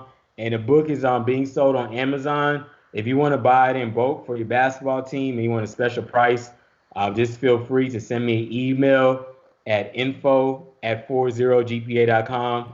And it's a great way to, great way to invest in your basketball team is giving them this copy. And it's only $12.88, real cheap copy as well. No, it's not cheap. It's inexpensive. It's never cheap. Your work is never cheap. It's just you just made it affordable. Yeah, indeed. Any last words, Henry? Last words. I just want to say every athlete out there, I know right now that we have COVID-19 coming up and with the new school year. So just do the best you can do to put more time and effort into your essays, because a lot of schools will not be looking at the SATs and the ACTs that much, and some schools may not be accepting their test scores. So do a lot to invest in your resume, to diversify your resume so you can show that you're more than an athlete. So if you can invest in learning a new trade, coding, that's very important to parents. If you can sign your kids up for some enrichment courses, allow them to do that, because it's going to allow them to stay ahead of the curve when they can be able to code, and they also know how to dribble and shoot at the free throw line pretty well. So just diversify your portfolio. It's going to pay off. And guess what? And Henry, we are definitely always a fan of yours, man, and what you're doing. Keep pushing into the community. And lastly, you have picked up a couple of accolades since you last been on, and you've been, and tell us about those. I picked up Houston Business Journal 40 Under 40, Salesforce. They provided us with a business award. Cricket, it's who else? UNCF. They provided me with the education award. So I can't name a lot of them because I don't try to remember them. But yeah, I picked up a lot, and I'm just grateful to God for always allowing me to share my talents with the world. And thank you as well for your platform. You have helped my company grow tremendously. Without you, I do not know where I would be right now. So I just want to say thank you for your generosity, and thank you to RCS Sports as well. And the Chop Shop, and we appreciate it, Henry, and thanks so much. Keep pushing, man. We're down with. That's Henry Kakula, guys, of 4.0 GPA. That website is 40gpa.com, 40gpa.com, and go and check it out. And of course, go and also get a copy of his book. It is a great gift for one of the kiddos out there. Thanks a bunch, Henry. And you can hit the red button and exit and go and exit on out the back door as we proceed now to to get into earlier before. We got grassroots basketball coming up next segment. But Kyrie Irving has committed $1.5 million, right? He formed the KAI Empowerment Initiative, right? He launched it on today, right? And it's going to provide players with financial literacy from a program created by UBS. And what Kyrie is doing is that for WNBA players, amongst other things, who decide that they don't want to play, they don't want to remain in the bubble, they don't want to play this season, his initiative, his fund, will supply and supplement their income if they meet certain criteria, such as they have no other streams of income, and whatever their base salary is, he would supplement, exchange, or replace that salary.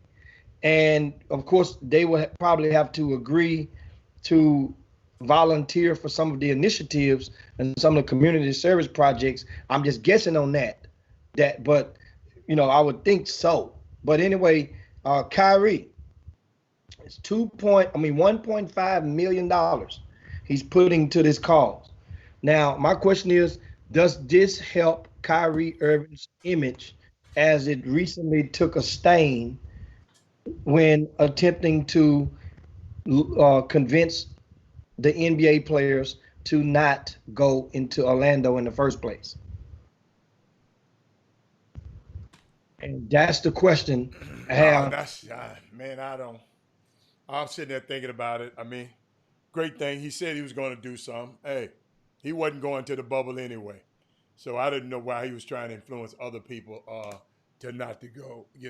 Him and Kevin Durant, they wasn't going. So guess what? Great thing. And I'm glad he is assisting these young women who decide not to go. And hey, it's great thing. And also, Jimmy, LeBron James got a voting initiative out in Florida where they paying off the debt or the fines.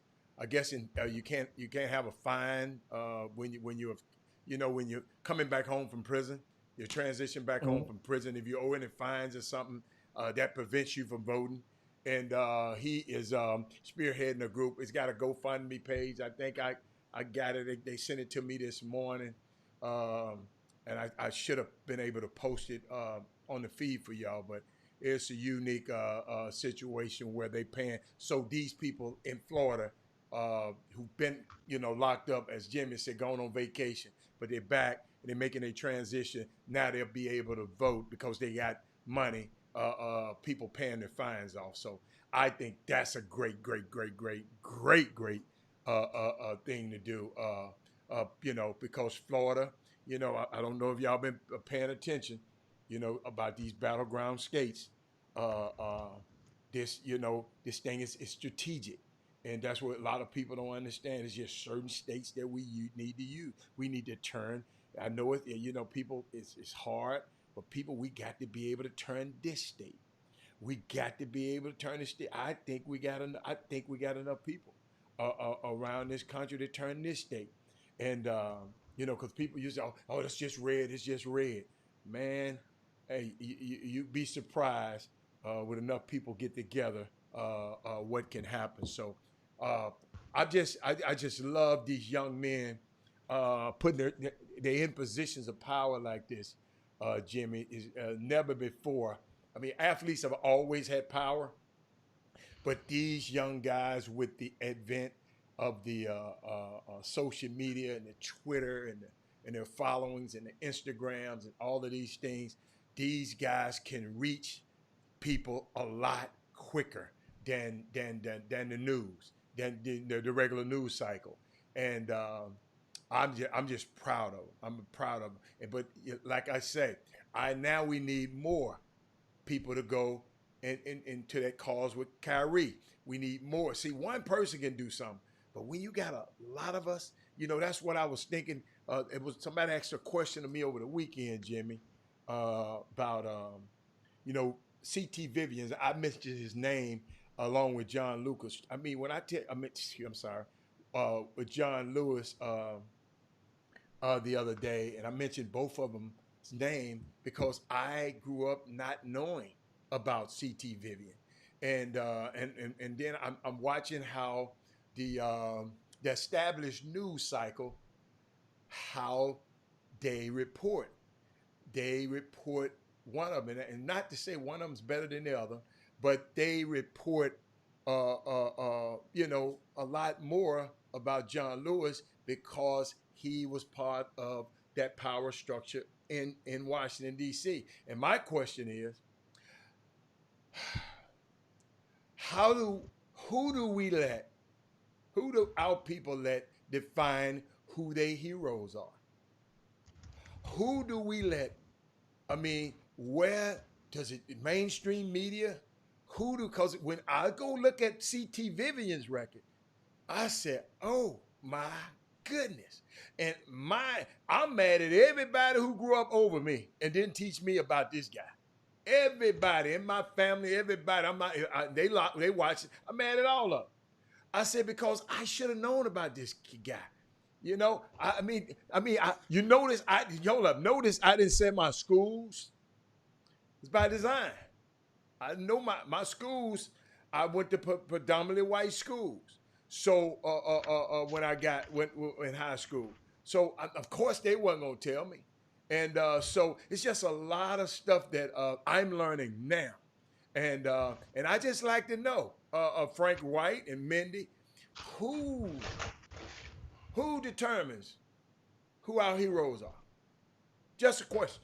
But Jimmy, I know you want to get to this high school basketball. Let's get to it. Let's get to it. Let's get to it. Because I don't know nothing about high school basketball this weekend. So, so tell us what happened. Well, we got a couple of things.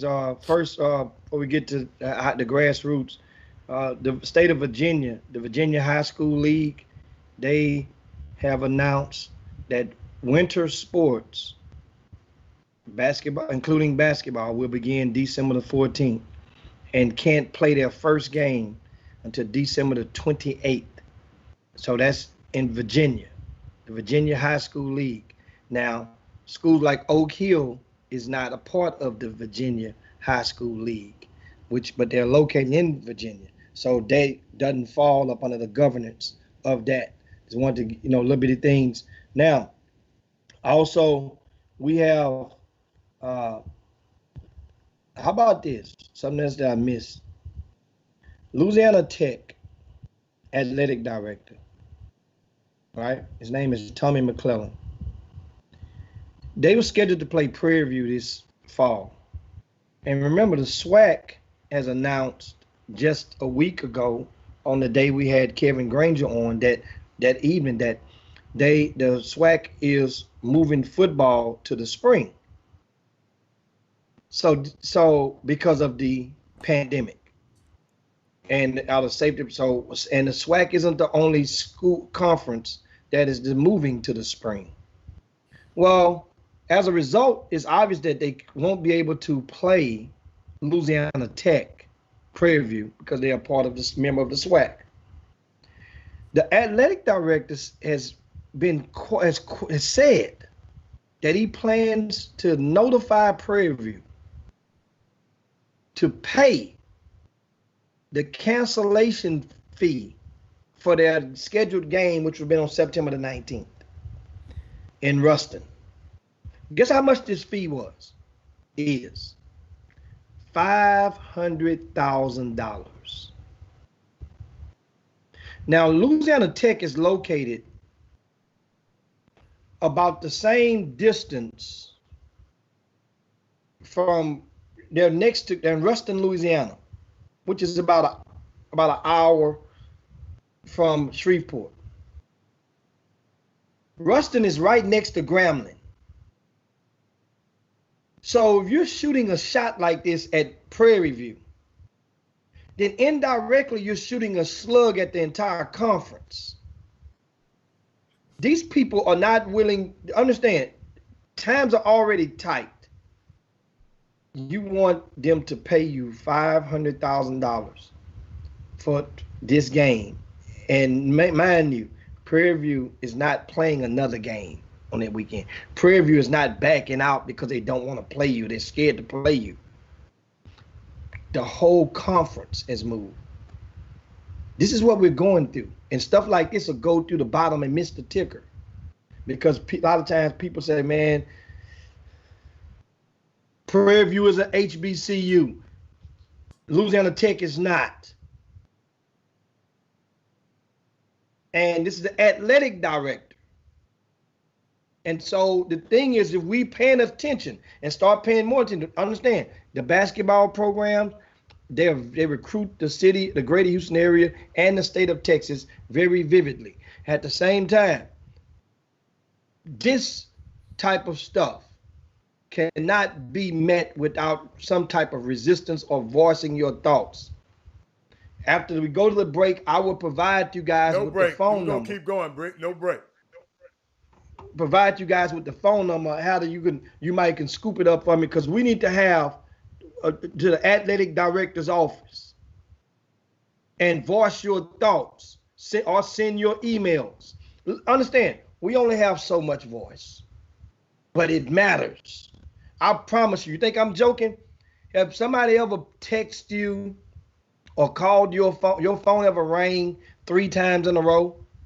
Like in a row, within a 1 minute span. It ring, you decline. Put it back down. It rings again, decline. Put it back down. It rings again. Know what you're probably going to do? You're probably going to cut your ringer off.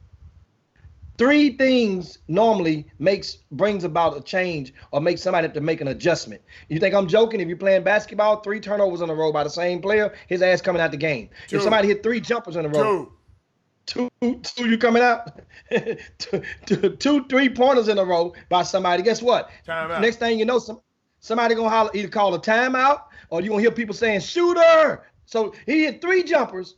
Might have been the first 3 jumpers he ever hit. He's all of a sudden a shooter. 3. Think about it. 3 in a row. It don't take but 3 of you guys in a small span to contact them. Louisiana Tech athletic director's office. This is simple. And guess what? If you have a similar plight or a fight and it's valid and you're not, you know what I'm saying, it's not going below the belt on nothing. This is common sense. This affects our HBCUs. Because yes, Prairie View signed a contract. Yes. But at the same time, think about it like this. And nobody had COVID written into their contracts. I mean, I say nobody, mean the vast majority of all contracts that are out there didn't have a COVID-19 or a pandemic clause in there. That's why insurance companies have been scrambling to revise their policies. Jimmy, how updated was that? Because I just clicked while you were talking, and the AD said Prairie View won't have to cut Louisiana Tech a check. The Prairie View good. AD This was over the says weekend. Louisiana Tech AD has assured him that the FBS school won't be looking for a $500,000 check for canceling the game. Good, because his words came out of his mouth on the 24th. On the 24th. This was the other day. So I was just thinking about a little bit of things like that. I make notes to bring back up. I didn't, and so it's been solved. 3 hours ago. That means how many hours ago? A couple hours ago? So they had a press conference around 11 o'clock and made it known. So good, job well done. So guys, y'all can call if y'all want to. It's already good. Yeah. I mean, but that was something that was serious. So if somebody cancel on you, if you got a contract and somebody cancel on you, but what about the force majeure? Maybe it's not in those contracts. So I don't know, man. I mean, it's that's why when you was talking, I was just saying, okay, where we going here?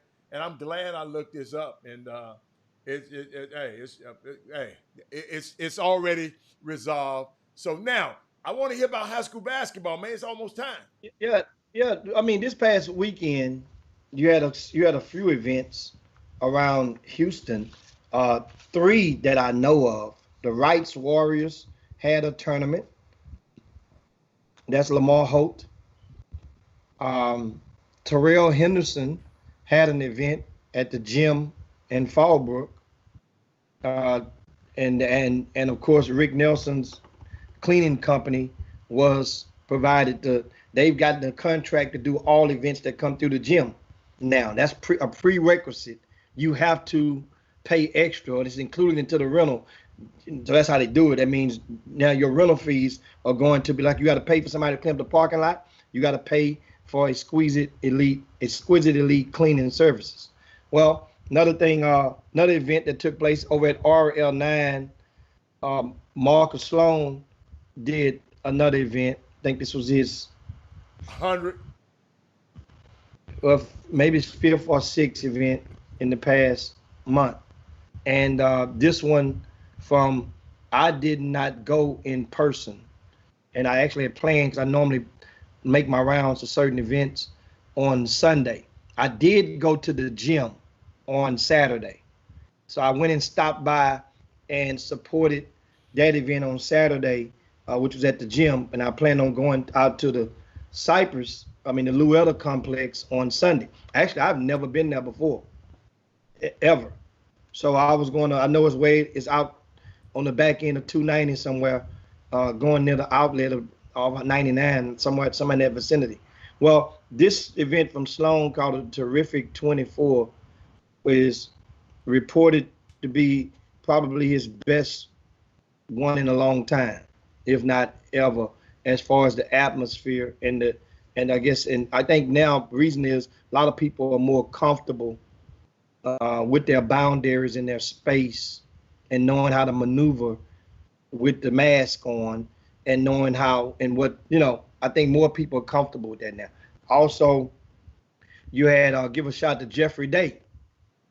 Jeffrey Day made a debut with his company, Ball Out Sports. And that wasn't the same tournament? That was the same tournament. He made a debut with his company, and he broadcast a game, which they tried to do it live. And I think they end up taping it and packaging it and uploading on YouTube, which was better for them, worked out for them, being their first. That way they didn't have to worry about chasing errors. And that was great, because I got a chance to watch a couple of the games on his YouTube channel. And so shout out, because now this is what I like about it. I like that you have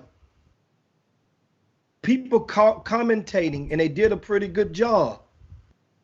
He and Coach Willis were doing the play-by-play and the color commentary on the games.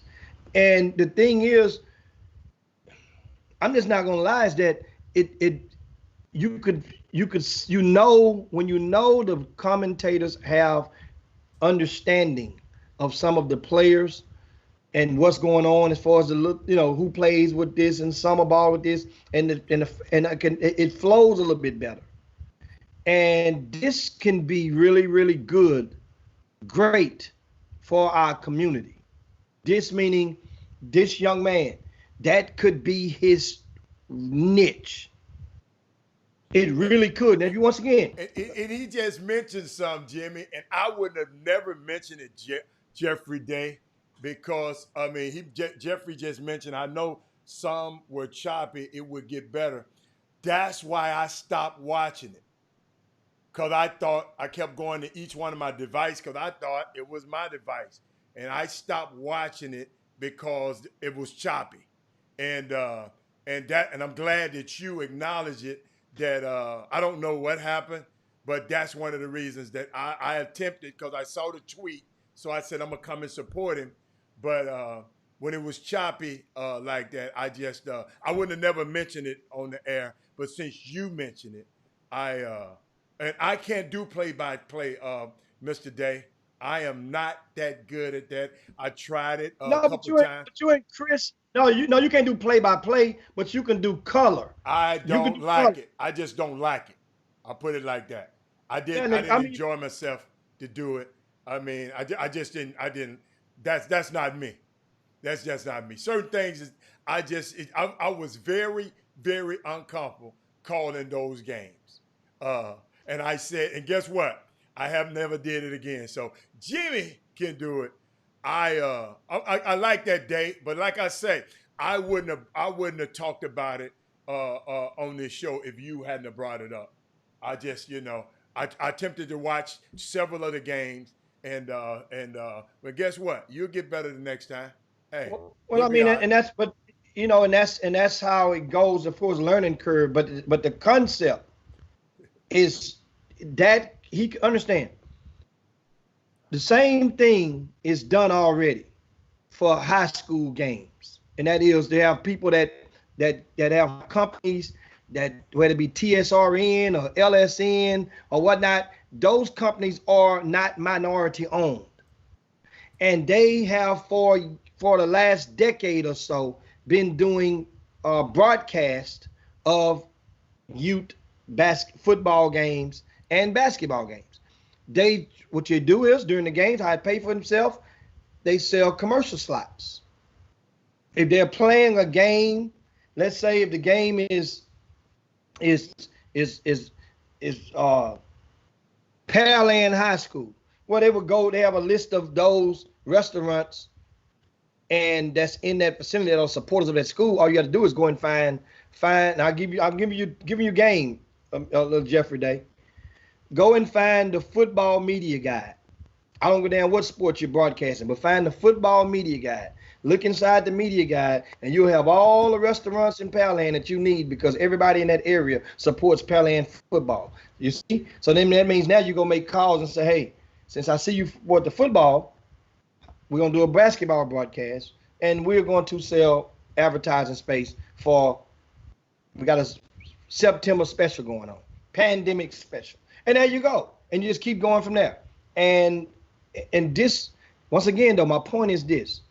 That's a lane that's unfilled by a minority-owned company, is to be able to put together a valid broadcast. Now, I understand. I'm talking about not the lie. They're going to get it right. But that is it. You can eat off of that. And then eventually you'll outsource the games to other people, right? So, for example, you go over to Yates High School, they have a school of communications, and guess what? You meet with the teacher, and you work a deal out to where they can send some interns that may want to come in, and now they got a legacy, the School of Sports Science, which has a media department, and Alfio can send a couple of kids if you're doing a game, depending on where the kids live at. That way they don't have to travel far, go home. You build your little army, a network of those little hungry individuals that are striving to get experience. Experience is not free. It takes time. It takes blood, it takes tears, it takes sweat to get experience. It takes opportunity. Jeffrey Day, that can be his signature. That was cool. And Jeffrey Day, and I guess I'll talk to y'all. It was all right when y'all were talking. When like y'all had your beginning, everything was all right. I just didn't. It was the game part of it that was lagging behind. Y'all were, I heard y'all well, but it was a game part, and it was kind of. So that's all. But that's good. I think it's great. I mean, y'all sit there. I mean, I really wanted to watch it, but in this fast-paced arena where you have to be good immediately,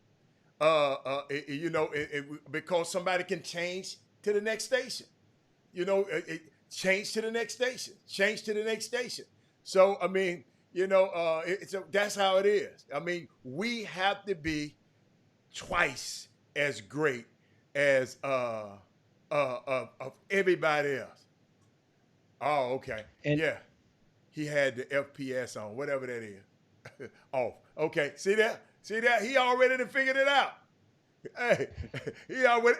See, I'm finna write that term down. I don't know what that is. FPS. I like new terms, But I think, man, let me tell you something. When I first, because I didn't understand what was going on. And I clicked it, I said, wow. Okay. And so proud of you, Doc. Oh, frame per seconds. Okay. Oh, yeah, that's what happened. Okay. See, all that technical talk, frame per seconds. Yeah. See, that's a good one. Wait a minute. What, it should have been 30 or more? Jeffrey Day. But no, Jimmy, so did anything happen since you talk about? So why was this event? Was anything happening in the event that was noteworthy? And we wrote on in the VIP news at RCS Sports this morning. We have a don't recap. Give me nothing that was in the VIP room. They got to go watch that. No, give me something that No. You get what they call teasers, and so in the teaser, of course, in addition to a lot of the double-digit scores from the different games, not just from that event, but from a couple of different events, I also provided my afterthoughts on something that's going on in the community, in the basketball community. And it's really, really important. And that's because we see it and we see stuff and nobody really says it, and nobody says it publicly, put it like that. And that is the consistency word. That's the C word. And I chime in on this C word a lot today in the VIP news. For example, I describe it like this. There are a lot of players in the area that, if you got 5 different players, say the top 5 players, I'm just giving you a range, not saying it doesn't matter who, there's 5 slots. On Monday, player number 1, I'm sorry, and they can all play in the same event. Player number 1 in game 1 can have a monster game. That same player number 2 will come back in game number 2 and flatline. I'm talking about just 2 points, 2 rebounds. That same player come back in game number 3 with a 10-point performance, do okay. Then it just repeats itself. Great game, bad game, good game. Great game, bad game, good game. And so I'm looking, when you're and then meanwhile, on that great game, people that may be of influence to that particular young prospect will want you to pay attention and say and claim that's evidence or exhibit A that this young prospect is the best. Not only the best in the city, he should be top 50 in the country because you have a great game against another player who's not ranked in the country. And we sometimes, and I want you guys to understand what you're measuring the players against. If we have a bunch of players and none of them are, understand, the range of the recruitment is not of epic proportions. And you go, that means you have a 20-point, 10 rebound performance, or you hit 4 or 5 threes, or you shine against little Johnny. You're supposed to do that. But you're also supposed to come back the next game and not lay a goose egg. Too many damn goose eggs being laid by our ducks in the city. By y'all what? By y'all what in the city? Ducks. Too many goose eggs being laid by ducks. So get the analogy. A goose egg ain't supposed to lay a duck. I mean, a duck ain't supposed to lay a goose egg. Okay. There's too many. And we see it too often. So what happens is, think about it. Has there ever been a time you go and see a kid play, first time? And remember, all the hype. The more hype we put on players, the more expectations the next person has of them. You mentioned a kid last week. You mentioned Gerald Oates. You said you went to see him play last year at the Super 16. You see? But Gerald Oates had supreme hype before then. But when you saw him, that don't mean he didn't have it, but when you saw him, you didn't see it. You see? That's what hype does. We are hyping the kids, and then when that kid laid a goose egg, if you or me was to come out and say, hey, yo, man, I like John Doe, but you know he laid a goose egg. But now we're hating. But I love your evaluators. I love your evaluators, but do y'all expect that from 15, 16-year-olds? Expect what? Consistency? Inconsistency. No. Once you are anointed, but as one, anointed? once you are at a certain level, when it comes to games, certain games have more value, more meaning than others. Once you reach a certain plateau, and you know the old saying, I don't care if I'm playing against my mama, I'm gonna go out there and try to get it. Some guys they approach the game with that mental spirit. Ain't no days off. Ain't no taking off. You ain't coming correct, don't come at all. Sit on the bench in street clothes. And so what happens is it's a real match and you're approaching it like it's a spar, like it's an exhibition. Like, oh, it don't matter. Ain't no coaches here anyway. You hear all excuses. But then that's not what it does is it provides more evidence. How they had one guy the other day in this game, and I charted the game, one of the games. I watched two of them, but one of them I charted. And this is what a shot chart looks like, guys. One of my shot charts look like, because I use color codes, makes it easy to read, and it's easy on the eyes. And this shot chart is 100% perfect with the aligns with the final score. Both teams, not one team, two halves. Let me put it like this: one on each team, there are guys that are. I mean, this particular game right here was RL9 versus Take My Talent. Take My Talent comprised a team, and I had been said this like 3 years ago. I've been said this. I say all you have to do, you want advertising. You go and you put together an all-star team at the end of the summer, and it's gonna be marketing guru. So Take My Talent did it. Great move. Now they're not the first to do it, because remember, the all-in-one sports did put together that team that played in the Elite 36 in Rick Nelson's event a couple of weeks ago, and that team was primarily about half of the Houston Hoops 17U team with some other guys patched together. But my point is this: here's the thing. In the game, you had some players that really shine, and then as expected, somebody gonna shine no matter what.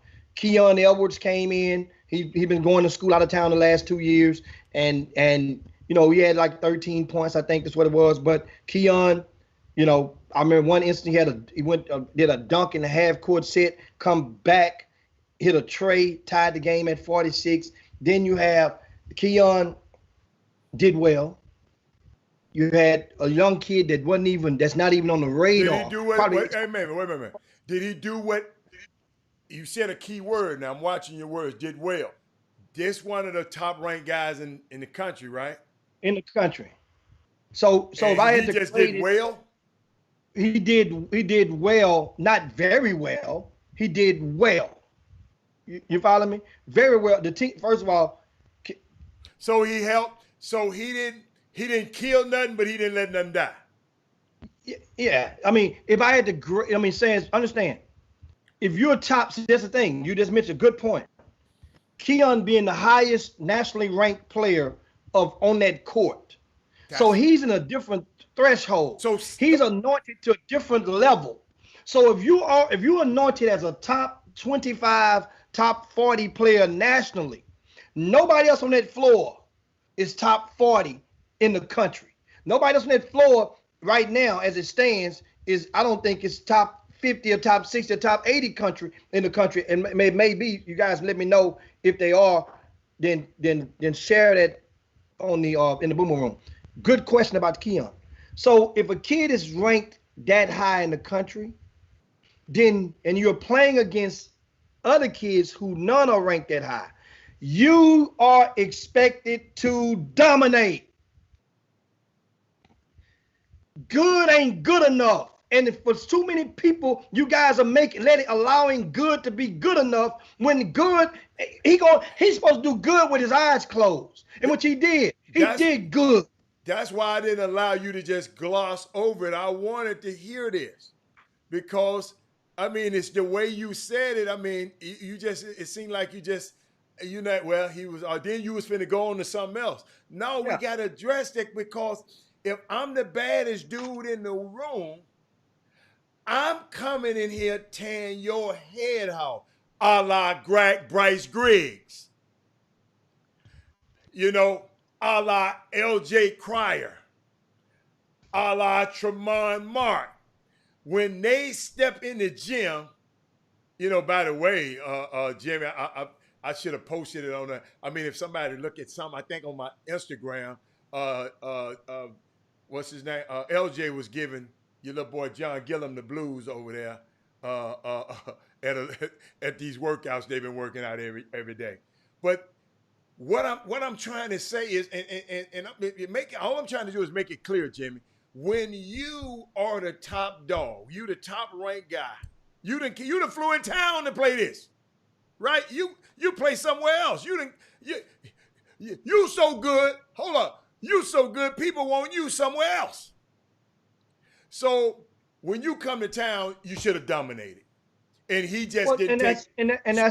Understand. And that is well said. You're expected. That's expected. Yeah, to dominate if you are playing against other players that are below you in your current national assessments. I got a question. I have a shot chart. I got a question. You got the shot. You have the shot on Keon. I'm looking. How many shots he take? Do we talking about right now? We're gonna go. Trust me, guys. He's not the only one. We're gonna go down the list. No. So I'm talking about him. I'm talking about the top dog. I'm talking about the top dog. I'm saying right now, letting people know this kid, they just tuned into the Chop Shop and they thinking we just picking on one. No. It's gonna be equal opportunity. We're not gonna go with every kid, but most of the top ranked kids, we are going. Jimmy, we're not picking on him. I just brought it up. You really glossed. You just was going to keep going. I was just thinking when I heard that name, that's why I wanted to me. You should have said, Robert, boy, that's Mr. Hey, wait a minute. That's Mr. USA Basketball. When he invited to USA Basketball trials, ain't this the same guy? He had USA stuff on. He would have take place. I think he would have been there this year. I said invited. Yeah. So he comes with a certain cachet. So no, we're not talking about nobody. I mean, y'all got to sit here. This is called criticism. Okay, keep going. Well, constructive criticism, and that's the key to it. Now, Keon Edwards was 5 for 12 from the field, which is that's not horrible. No, it's not horrible, not bad. 5 for 12 from the field. He missed all 3 of his free throw attempts. That's not good. Where he shined to me was from the perimeter. He hit 3 of 5 3-point attempts. That's good. You see, so he did most of his damage. And I mentioned a while ago, he had a dunk and a 3-pointer that tied the game at 46 in the second half. Did he have a block shot? Did he have a block? Well, I didn't keep his blocks because he wasn't a block. I'm just saying. Did you see him have a spectacular chase down block? I mean, not with the ball. So you understand? If I had to grade like Keon in this, Keon, he was all right. He just said he was okay. I say he did well. That was the word I used. He did well. Let's move on. Let's move on. Now, let's say on that same team, right? You have a kid named Ashton Smith. And we talked about Ashton Smith on the Chop Shop several times. Ashton Smith, remember, the main thing, consistency. Okay. He went to Nimitz High School last year where he played at. Now he's transferring to Legacy, right? Yeah. His stat line, I had him down. I had him credited for 3 rebounds. Okay. 0 points. What? You see what I'm talking about? 0 points, 3 rebounds. Now, he played another game late on that day where he scored 12 points, But then what happened is the person that's in favor would say, would want us to forget that my eyes saw you again. That ain't the first time. 0. That's not the final exam. That's not the end all be all. No. I understand that. But dog it, it's time enough. That's what you got to understand how much I got you. If you can't dominate a 16-year-old, then how the hell do we expect you to walk your ass in college and get on the floor against 22-year-olds? That's all I'm saying. And people think like it's easy. Like, man, Seton Hall off of him. Do you understand? If anybody on Seton Hall's team that stands over 6'6" would have been in that building, what you would have expected them to do? Dominate. It's the same thing, the expectations. But Jimmy, me personally, I love Ashton's physical ability, physicals and measurables, but I just don't see him as a dominating player. I just never, there's times I've seen him, he'll just go in and out and in and out. I don't see him as a dominating player, but I think he'll be a good college player. Dominate just ain't, when I see him, I never see dominant. If he have the right person that he's playing with that can get him those rim rattling dunks and can make the defense move and make his guy come over, he's a much better player than he is just trying to, navigate his way. Everybody ain't Kevin Durant, because he's 6'9". Everybody can't. I got taught this a long time ago. Everybody can't develop their own shot. But I saw this kid on video. Thank God for Herb. I don't know what he did, and y'all help me. I hope he played this weekend. This Sir Isaac guy was in a game, and I saw him block a shot on this end, finish on the other end. They got the break, and he beat the guard down, the guard that beat his man, and went and blocked another shot. Those kind of things like that, I don't care if you didn't have no points. Did Ashton do some of those type things? That's all. In one block. So that automatically eliminates the word some. Some is 3 or more. Yeah, a couple. That's what I mean. Is 2 or more. Did he change the game? And from what now I understand your soliloquy in the beginning, talking about the inconsistencies of these players. And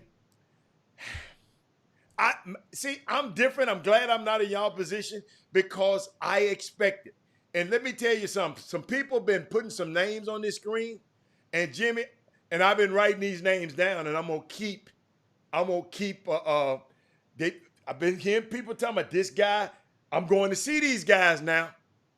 And I know y'all might not be evaluators, but when you put a name on this Facebook feed, Robert Hatter gonna go look at that kid.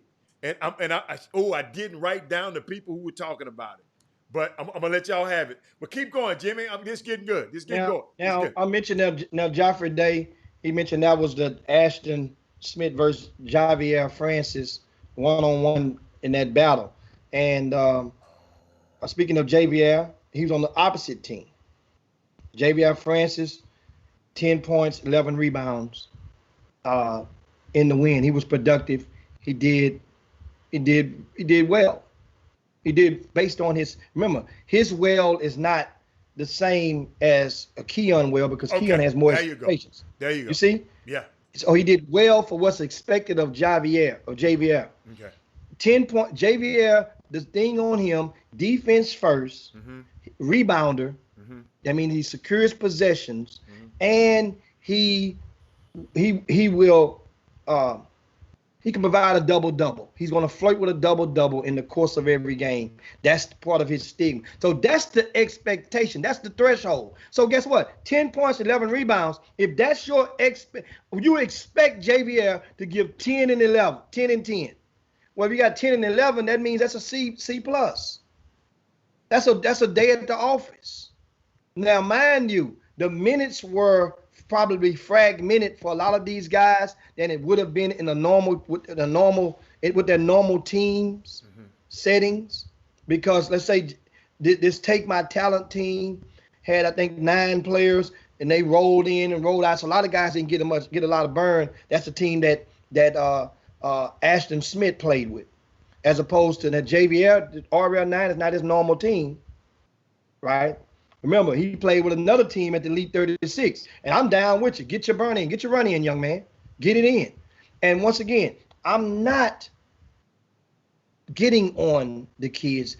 I'm getting on the grown folk who goes and try to stuff one good game down the throat of these college coaches. And make the college coaches, and you're trying to trick the college coaches. Let it come.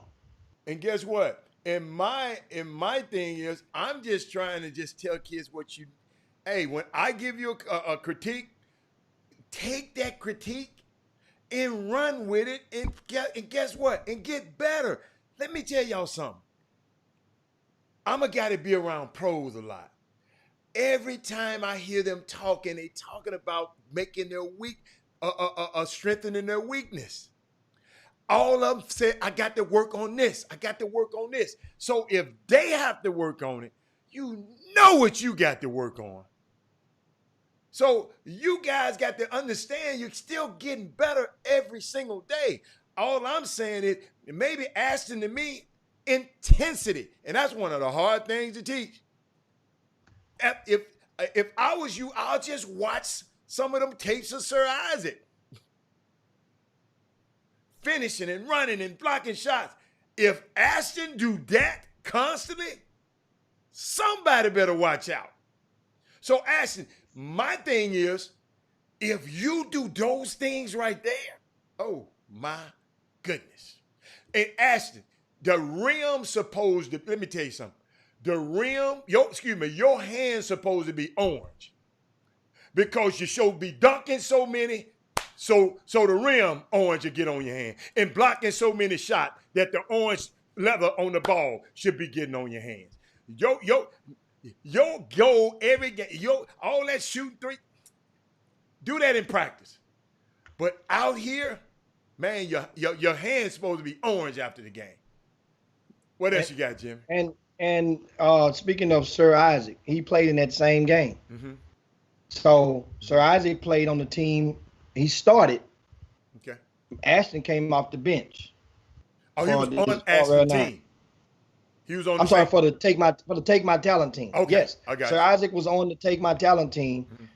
Mm-hmm. He started, and so it was first Sir Isaac versus JBL. Okay.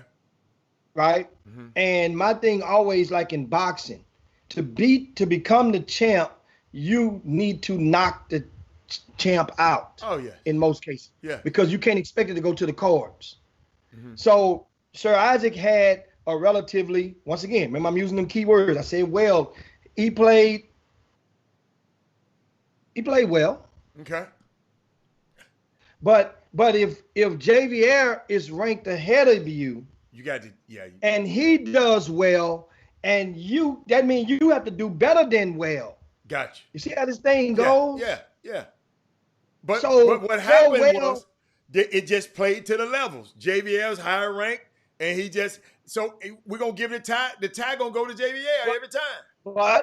But we will go, and once again. So I didn't see the game though. And Herb, who was at the game, remember, coming into this, Herb always said, man, JVL is better than him. He's better than him. Well, I'm like, well, Herb, they're going to get him. Herb said Sir Isaac is better. Sir Isaac is much better. Yeah. Much better. It's not even close. Yeah. Well, if it's not even close, then your guy should put together a TKO against JVL. Now, Sir Isaac did block his shot. They both had 3 blocks. Okay. JVL had 11 rebounds. Sir Isaac I have him credited with 3 rebounds.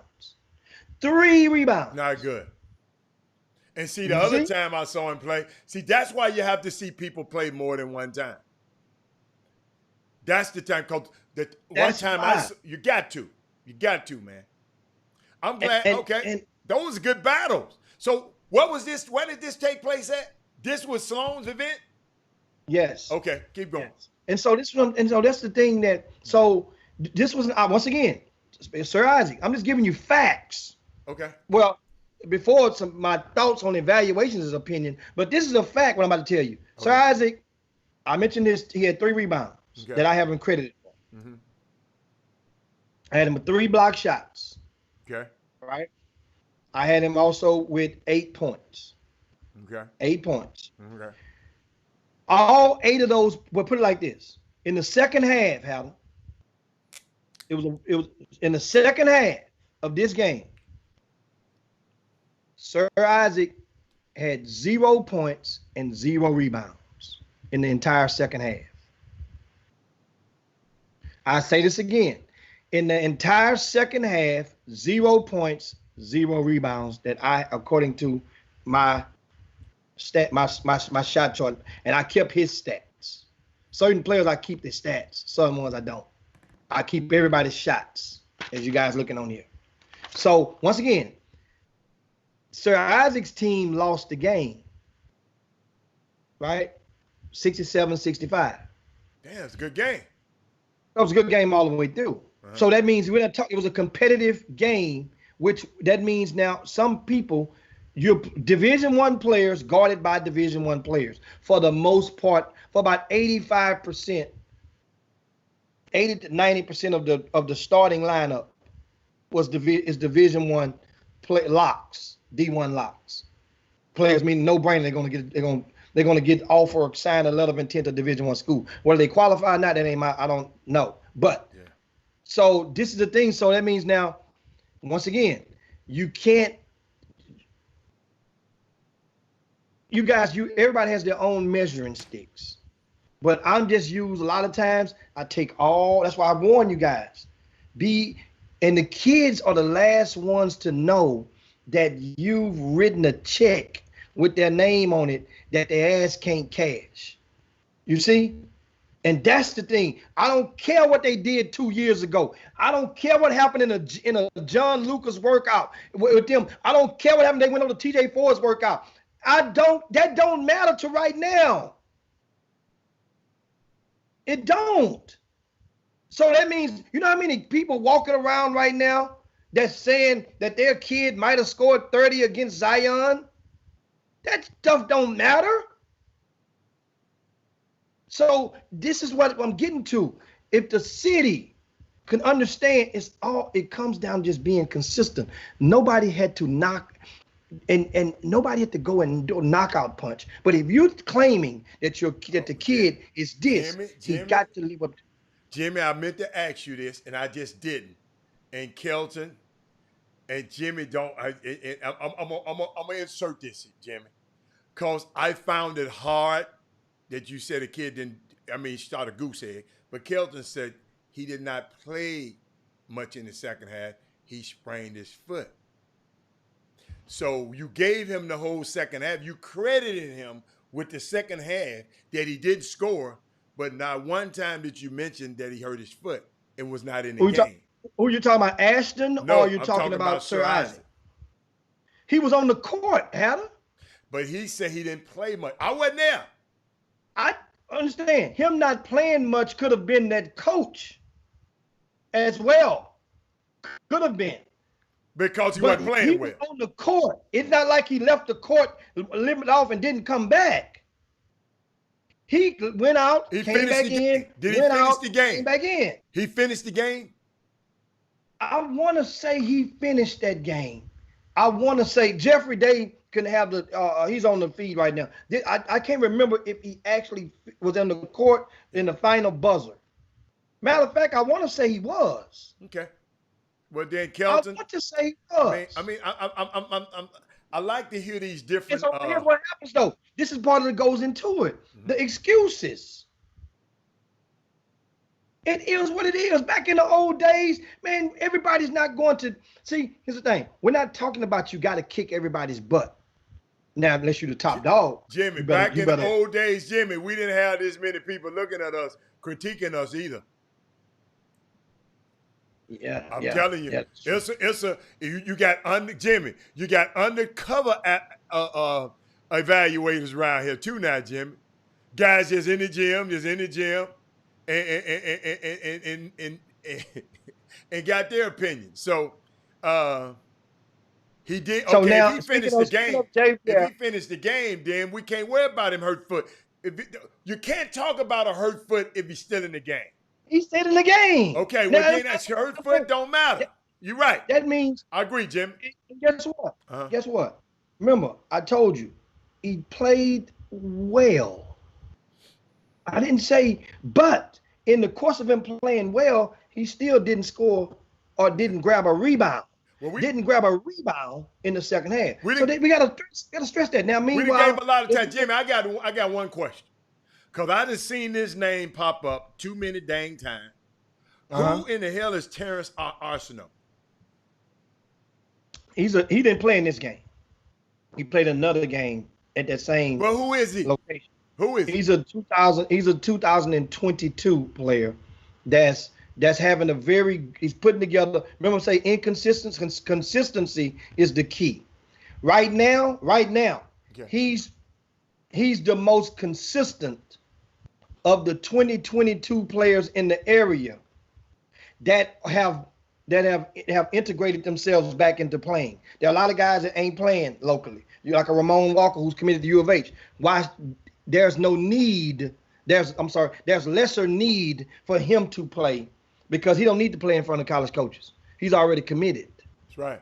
Right? Thank Shadow you. Creek High Thank you, Mr. Walker, for keeping your son at home. So keep going. Ramon is not playing.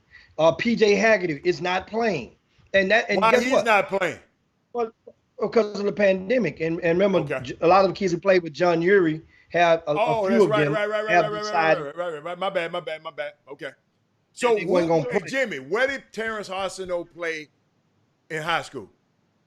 At Beaumont United. Okay. Beaumont United, and he's one of the stars. That team was a senior. Remember they had the little guard now. At Casey Harrison ran the offense. Okay. On that team, so he had to play fiddle and get in where you fit in. Oh, he's a guard.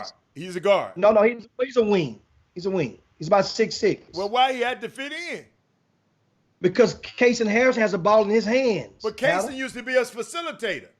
Yeah, so I mean, you had to go and wait till I get you the rock. You got to get in where you fit in. If I'm running the offense, not no more. But okay, we can disagree on that. No, and Beaumont, see, certain schools, your school stats will be placed on a bell curve because certain programs like a David Green, it's like his offense is not concerned about scoring more than 55 points. They okay with scoring 40-something points. Okay with it. If they get ahead in the fourth quarter, ain't no shot clock in Texas, they spread that thing out and icing it out. They okay with that. So that means the points per game productivity level is going to be depleted or fragmented as opposed to Yates High School, where everybody got a chance to score 20 every night. That doesn't give cause or no excuse, but there's certain things when you're evaluating, you take all things considered. But this kid Arceneaux is making a strong case. Right now, Ramon Walker is the guy. He's the champ to me right now. You have to knock the champ out. Arceneaux is making one strong case, but at the same time, he's doing what he's playing with the hand he's dealt with. He's playing well. I think he scored like 26, 28 points in one of the games this past weekend. He came to the Elite 30s, the Southwest Exposure Camp. And shine at that camp. But meanwhile, and we're talking about a kid, Arceneaux, he's not ranked in the country, but he very well could be. But he's not ranked. He's considered one of the top 5 players in the area, even this past year in his high school. So that means he's doing what he's supposed to do. And then some. So I'd like to ask Jeffrey Day and all you guys, Robert Carroll, because I see a lot of comments out there. Any of you evaluators who've been watching these kids over this last, which one of the kids look like they really enjoy playing the game of basketball? Because a lot of people talking about some kids just playing for the fame. They ain't playing for the game. They playing for the fame. Which one of these kids out here that looks like they really, really enjoy pounding somebody's head in the ground, busting somebody's tail. I mean, really, really. Do we have any Russell Westbrook's types? Not hold up, not physical, talking about mentally, like, why not? I'm going to tear your head off in every time. Do we have any kind of guy like that out here right now? Well, right now, this is like the second lap around the mile track for a lot of these kids. You know, they're halfway there. Nobody has kicked in yet. This summer would have been a platform for a lot of the 2021s and 2022s to establish some social distancing amongst their peers in retrospect to their recruitment. And because a lot of these kids in the area, for example, a lot of them being recruited by the same schools because there's so much, you know, it's not like this guy's way up here, this guy's way over here, and this guy. A lot of colleges, when they see one, they're gonna like three more because it's so compatible from a lot of the players. The thing is, and one of the guys he asked, think about it, a lot of our best guards, and the bell curve is changing, and it's gonna go back. If people start thinking about a top point guard in 2021, hell, they may say Elijah Lawrence. Elijah Lawrence I don't know him. would be, understand, Where he at? the kid from Bel Air. Okay. Maybe the top point guard in the area for his way he's playing, his motor gets into it. But guess what? On the collegiate side of things for his recruitment, he only has like 1 or 2 offers right now. And people have seen him play. They're just not convinced that they need to offer him a scholarship that they will be willing to accept a commitment from versus waiting until the transfer portal open up next spring, which the transfer portal, by the time it opens up, is going to be full-fledged open, meaning that they're going to have it open, no sitting out next year. Unless something drastically happens, they're going to vote on that in January. You will be able to go into the portal, transfer schools one time, not sit out at all. Only one time. So guess what? Why would I offer something that's marginal right now? That's what's going to happen. So, I mean, if he's the best, that means our best only can get 2 offers. Division I, that is. Then what do you think our third best should be generating? See how the pecking order goes? What should our 5th best get? What should the 10th best point guard in a city like Houston get? If our best is only see, this is how you got to look at this stuff. Which a lot of people don't. They don't care because they'll say, well, the reason that this other one don't have offers is offers of the same or greater magnitude is because everybody's sleeping on my kid or hating on my kid. No, it's not. No, they're not. Let me tell you guys why. There's enough college coaches that around this country, enough for you guys that have access to the email boxes and the social media accounts, the DMs to these college coaches. They cannot avoid you. But Jimmy, some of these people do be hating. Yes. Okay. And I mentioned that in the VIP news thing. I mentioned that in the VIP news day. Some of these guys do be and Jimmy, they be slick hating. Yeah. You're really hating on the grown up. The person that influenced, that's where most of the hate is spewed. No, but they talking about the kid, though. You're talking about the kid, but you're really talking. Don't like the grown up. The grown up. But that, I mean, and that, understand, but you know how you beat I think that's the craziest thing in the world. I'm sorry. It's one surefire way to beat that, to make that hate turn straight and directly into ignorance, is to kick ass on the court. Win and or kick a bunch of butt. Dominate. And the hatred turns to ignorance then. You see? Yeah, it was a lot of ignorance out there now. Yes. Okay, I got you. That's the, I mean, you know.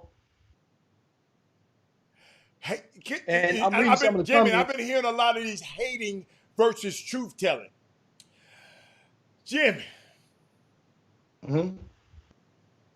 Hating, I've been hearing a lot on Twitter, a lot of hating versus truth telling.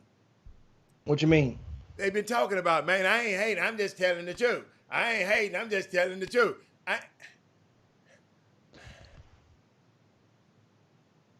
Well, that might be his truth.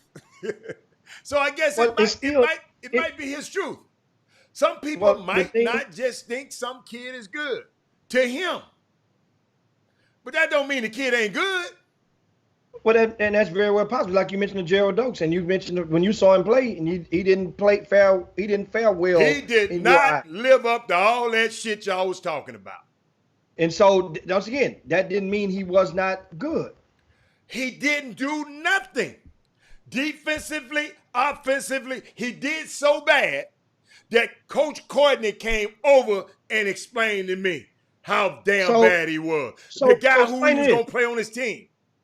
So take that same analogy, and we just mentioned about one kid who played a whole game. Hold on, stop. That's at your event. So then I went to see him at the event at Fondy. Somebody had some at Fondy. And I saw the same thing. And people just say, well, man, he ain't get. So I got to go again. So I haven't seen him no more. Adam, after two times, I don't care what y'all said. After two times. That's exactly what I'm talking about. But I don't have no reason to hate on no kid. You understand what you're saying. Understand something. This is exactly what I'm saying. What I've been saying is that, okay, it was inconsistent. You caught him in the valley and not the peak of his inconsistency. So that's bottom line. Do me a favor. Just send me a game that he was good in. Just send me one. That's all I ask. Stop. Would that really matter at this juncture? I've seen him once. I've seen him twice. That third game, you sent me this one. This might sway me. Excuse me. It'll help a guy like me. Because I haven't given a death sentence. I just get tired of people talking about somebody. Then when I show up and see him, he don't play good. Alan, understand something. Unbeknownst to us, in October of 2019, this young man had a serious medical condition that I'm not privy to. That hold on. A serious medical condition that he still was playing that against doctors. Okay, that makes sense then. I'm talking. That has nothing to do with what I saw. So that means now you can understand if the energy wasn't there, if the athleticism wasn't there, if the productivity wasn't there, he had a serious medical condition. Guess what? Why was he playing? Some kids love it. Sir Isaac hurt his ankle, and he's still out there playing, and you talk negative about him. You just said no. You said he didn't score a point in the second half. Okay, that's a negative. That's a negative. That's a fact. Okay, a negative fact. Jimmy, it wasn't a positive. If I'm telling you the kid scored 8 points, right, and had 3 rebounds, you said and they zero in the second. You emphasized 0 in the second half.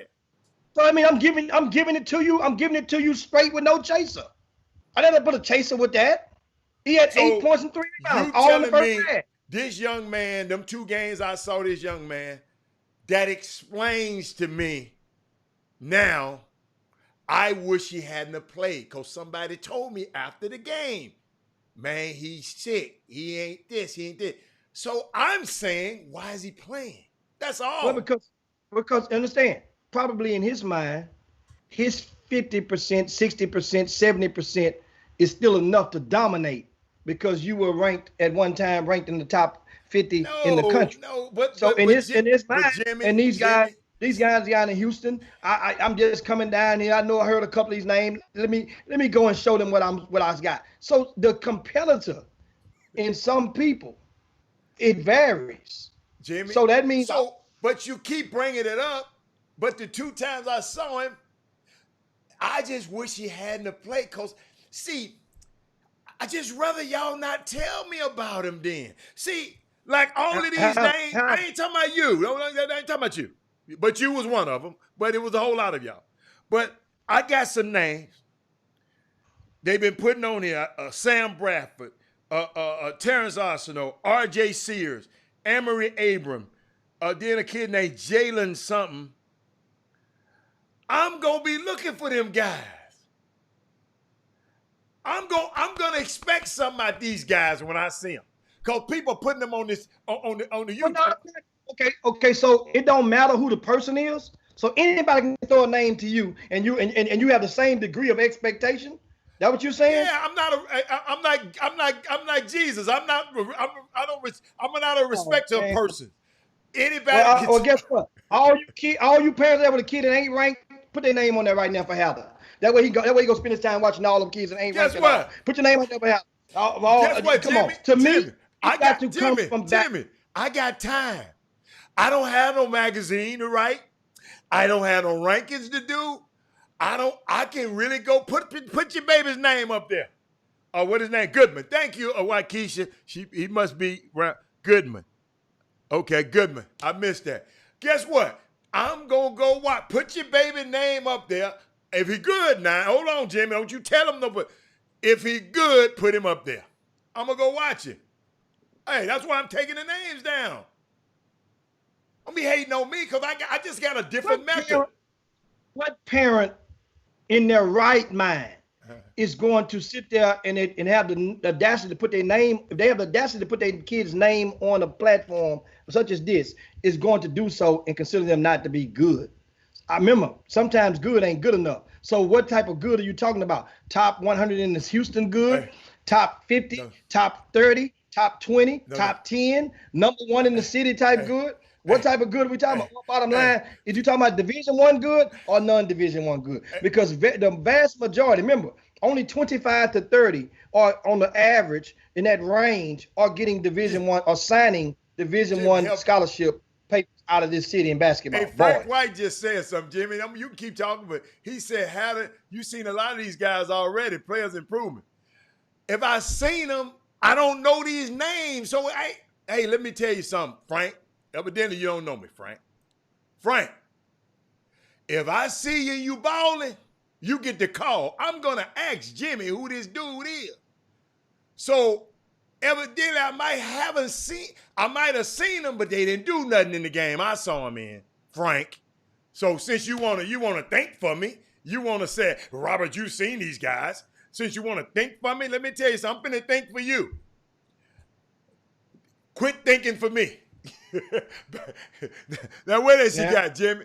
Because if I see you play, if I go, if I go anywhere and I see a guy good, first thing I do, it's three guys I pick up the phone and call. Is this guy anytime? Is this guy any good? Who is this guy? Doug Jones is one of them. Jim is one of them. And I'll call Jeffrey Day. I ask him, who is this cat? So, yes, if I seen him and one of these guys, and they might not been doing that in that game. So what else you got, Jimmy? Yeah, my expectations is different from other people. Want to go and also want to give you guys, speaking of which, and it would be unfair to not mention a few of those kids and give a few more. DJ Richards from Side Creek had 15 points in that win for RL9. DJ he shot the ball well in the second half.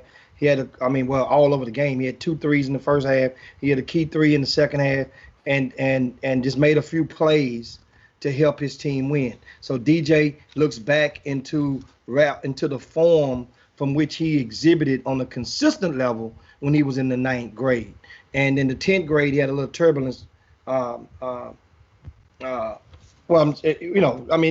of leveled off as far as injuries, chasing injuries, but it looks like he's back. And he's having fun. And that was the thing you mentioned earlier, and you asked how many of these kids look like they're loving the game. And my reply on the Boom Boom Room, you guys may not have seen it in the YouTube, but on the Facebook I put that there's a lot of kids out there whom I really believe that love basketball, but there's not many who are in love with basketball. And if you think you want to challenge, if you want to challenge how many kids out there are in love, for those, I'll give you one litmus test that you can tell. For those who have a vehicle at any random point, if you are close to that young man, ask him to pop his trunk.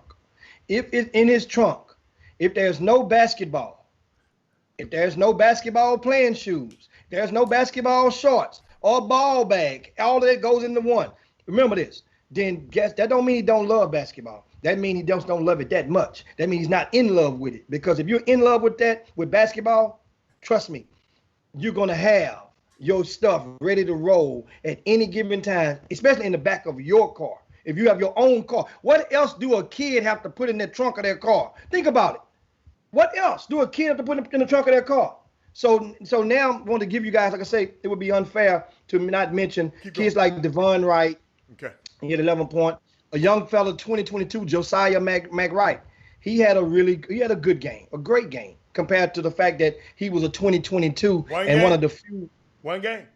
No, in that game, that was a money game right there, Haller. That was like an exam. That wasn't a homework So assignment. how can you measure his consistency? No. If he didn't I have say one that game. I didn't say. Remember, did I say it? See the thing what I said? I didn't say he's this, he's that, he can do this. I say that game. Okay. See, that's the key words. And if more people would pick that up and run with it the way we do evaluations, we take the one game and make it seem like that's what he does all the time. All of us are not evaluators. Yeah, but it's a lot. No. Just humans.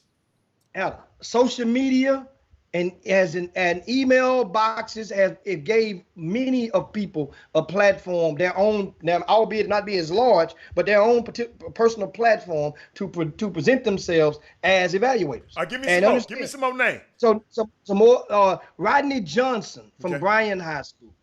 He had 9 points, 9 rebounds, and as I mentioned in the VIP news, he personified that PJ Tucker role for that team. Strong, and he's going to be attractive. Now the thing is, he goes to Bryan High School in Bryan, Texas, in college, which is in shadows of Texas A&M. Not quite a prospect for Texas A&M.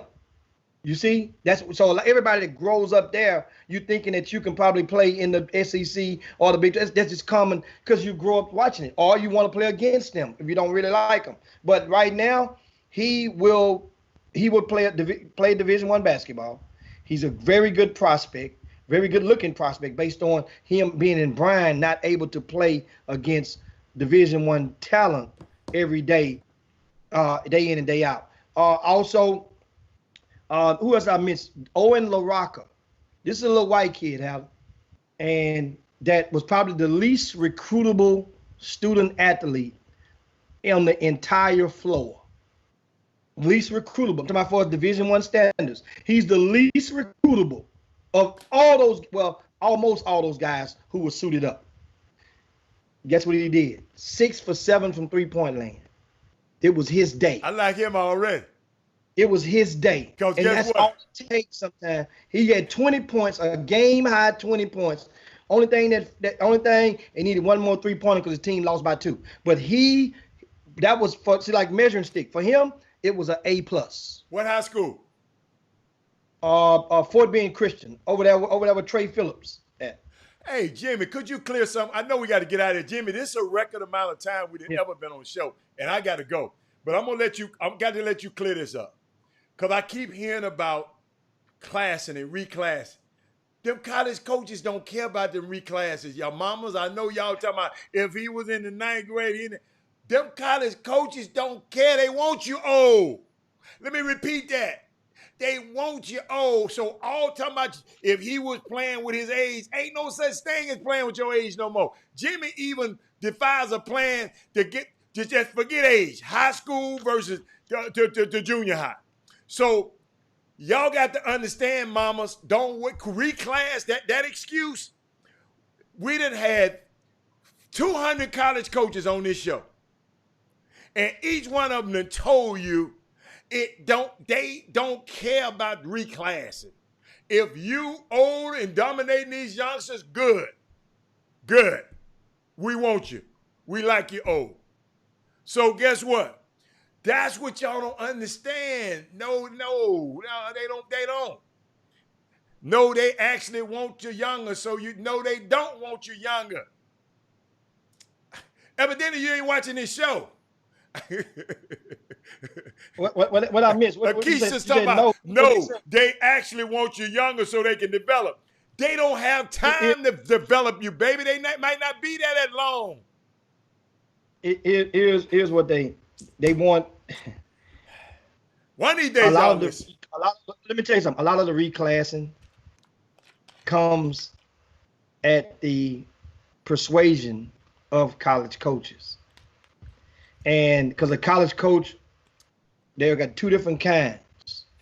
There's the one college coach who really, his program really don't need you this year. And he knows if you came in and didn't play, that you probably will leave. And he really likes you. Now there's others who may be in a situation where your coach is going into a last year or on the bubble for losing his job. Well, that coach will want you to reclass, spend another year of high school, prep school, whatever the hell you want to do, because he figures it's a possibility he's going to be somewhere else next year. So he's recruiting for Phi Me University to that way stash you, and he still can come and get you and use you as a player as he walks into another job. This is real life, and it happens, guys. I'm telling you this. I'm not telling you what I think. I'm telling you what I know. Jimmy, and I just want people to listen, because evidently I don't think y'all listening to these coaches. Y'all just selective listening. A coach told me point blank, the best thing about a freshman, he becomes a sophomore. Let me repeat that because it might have went on your head. The best thing about a freshman is he becomes a sophomore. If I have to start a freshman on my college team, I'm not winning unless I got 12 All-Americans coming with him like a la Duke. That don't happen. I'm just telling you what the college coaches said. I'm not a college coach. So you can listen to yourself and understand you can't worry about them people who classifying and reclassifying. You just make sure little Johnny is ready to roll when it's his time. That's all. And he can be the right age. They don't care. He gonna play against a grown man very, very soon. If he keep playing this basketball, he is gonna play against a grown man very soon. That's all I'm telling you. That's all. And you know, and guess what? And you're right. Coach, I done been through it, Coach. I done been through it. I mean, the coaches, they don't understand. We talk about the SWAC all the time. And I gave you guys the average age. All you have to do, you can look this stuff up yourself nowadays, because the internet, when you go to them rosters, everything is filled on there. Look at the age of some of these players that are starting on the college programs that you're in. There are some coaches that you don't even know because you never asked. Ask the coaches. What were the ages of your starting five?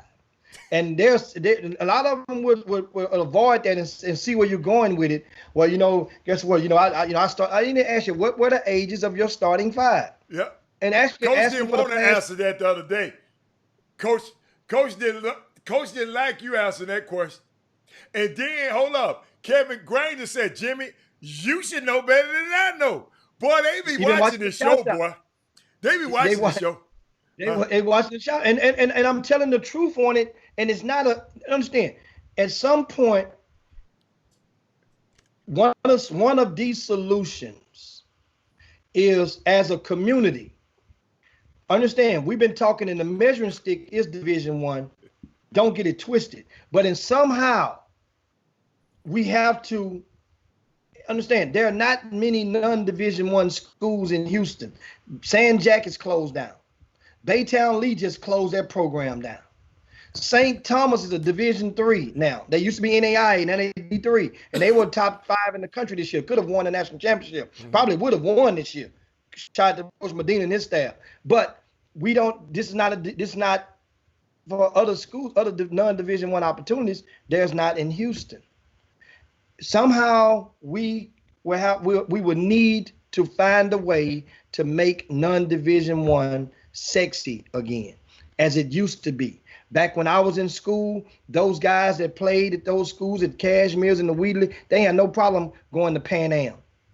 At the time, it was called Pan American, NAI, or going to Wiley College, or going to Paul Quinn, or going to those schools in Houston-Tillotson and playing. They had no problem with it, and came home proudly with that stuff on their chest. Somehow it changed. We can get that back if we ever can get back to that state of mind, to where as the community would still rock with you, no matter what school you go to, or that school, and let them know that school is still can be sexy. You know, then the kids will not have no shame in their game when they're choosing these non-Division I opportunities. We make it seem like either you D1 or you fail. Yeah. And we all are guilty of that. And that's part of getting better every day. And that's what but it takes the time of the community, because the community fingerprints is all over it. Because now you're making a kid think that I'm lying on him or hating on him because I got him ranked in non-Division I territory. So that means he goes 3 years hating my guts. Jimmy, somebody finna hate your guts. He ends up going. Jimmy, somebody about to hate your guts. Somebody sent me a text that, why did Jimmy say the kid is the least recruitable? What did you mean by that? The least recruitable? You talking about the little guy with, you say he the least recruitable. When I say that, that means as far as Division I, the measuring stick that on that particular game was an abundance of Division I prospects combined. The least recruitable meaning that a player that is not likely to get a Division I scholarship. Okay, so that's what you talking about. I said division. I mentioned that not when after I mentioned Division I, Jimmy. LJ Cry checked into his new digs up in Baylor last night, and he got to go through the Jimmy. He got to be in the bubble. He got to go through quarantine and all of that good stuff. And I'm gonna talk to him through quarantine. But I just like to see when our young fellas, go and they call me and FaceTime me, showing me what's going on at the campus and in his room. I mean, I'm just so proud of him. Just so proud of him. I just wanted to share that with y'all. It's on. So Jimmy. It's time to yabba. Jimmy, hold up, Jimmy. Hold up. Oh, I got something for you, Jimmy. I found something for you. Hold on, Jimmy. Hold up, man. I think this is it. Hold on. I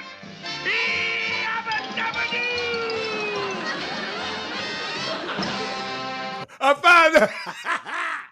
I found that for you, baby. Well, guys, you know what time it is. It's time to slide on down Dino's back and yabba dabba do this thing for this Monday on the Chop Shop. Don't forget the Astros are back in action this evening on their fourth game against Seattle Mariners. And that first pitch is scheduled for 10 minutes after 6 Central Time. Astros in Seattle. How about this, Howard? A baseball fact for you. For the 2020 season, it's 3 games in for most teams. Guess what? No teams in Major League Baseball are undefeated after only 3 games. That is remarkable.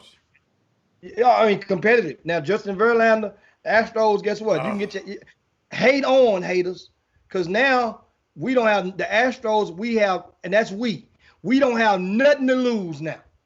We don't have nothing to lose now. Oh, Jimmy, I heard he coming back. I heard they jumped the gun on that. I know that's what he's saying, but there's still reports that are challenging that. And that means somebody getting news from one of them doctors and one of them trainers. Everybody on the payroll now. If you're in the office, everybody getting a bump. You're getting a chance to get a bump. We're gonna see with Justin Verlander if he's out. Remember now, his injury don't make him out, but he already had an elbow problem already. So that's what they're saying. With this injury plus an elbow problem, they're saying that he's not going to bounce back. Okay. Justin Verlander is addressing that forearm problem that they're talking about, the little slight injury that he's saying that ain't gonna. So watch how this stuff lands. I would be surprised if he comes back. Okay. But at the same time, especially because you don't have to right now. Let them see how they can do without you. You're a pitcher. You're not an everyday player. You're once a week, maybe once every 7 days that they use. Jimmy, that's a heck of a. Every time he go out there, I think we're gonna win.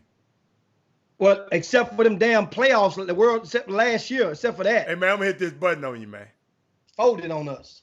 Okay. Hell, folded like a cheap ass tent. Verlander did. Kate up. Little gal. But anyway, guys, we see you guys on tomorrow, man. I got so much news I left in the plate, and I got an AAU, some other grassroots. News, and there was a tournament that took place that got that kids Well, something happened and they couldn't play no more, and nobody got refunds. And that happened up in the Midwest. Okay, we got that That's tomorrow. going to be a hell of a topic on tomorrow. And we got Brian Burton on tomorrow. And we're going to, that'll be one of the questions we'll throw on his plate. Longtime college coach who was on the staff with Byron Rim this past season at IUPUI. And of course, now he's not returning to that staff this season, but he's doing other good things as far as putting together some workshops and providing intel and connecting college coaches with a lot of the parents to just talk and discuss a lot of the social issues that are taking place in our community. Guess what? So and I'm going to ask him that question tomorrow. I'm going to ask him, Keisha, make sure you're on here tomorrow. So we're going to ask him that question tomorrow. But Jimmy? Indeed. So anyway, guys, we up out here, man. See you guys on tomorrow. Great dialogue. We appreciate it. And you know what? Chop shop. We out.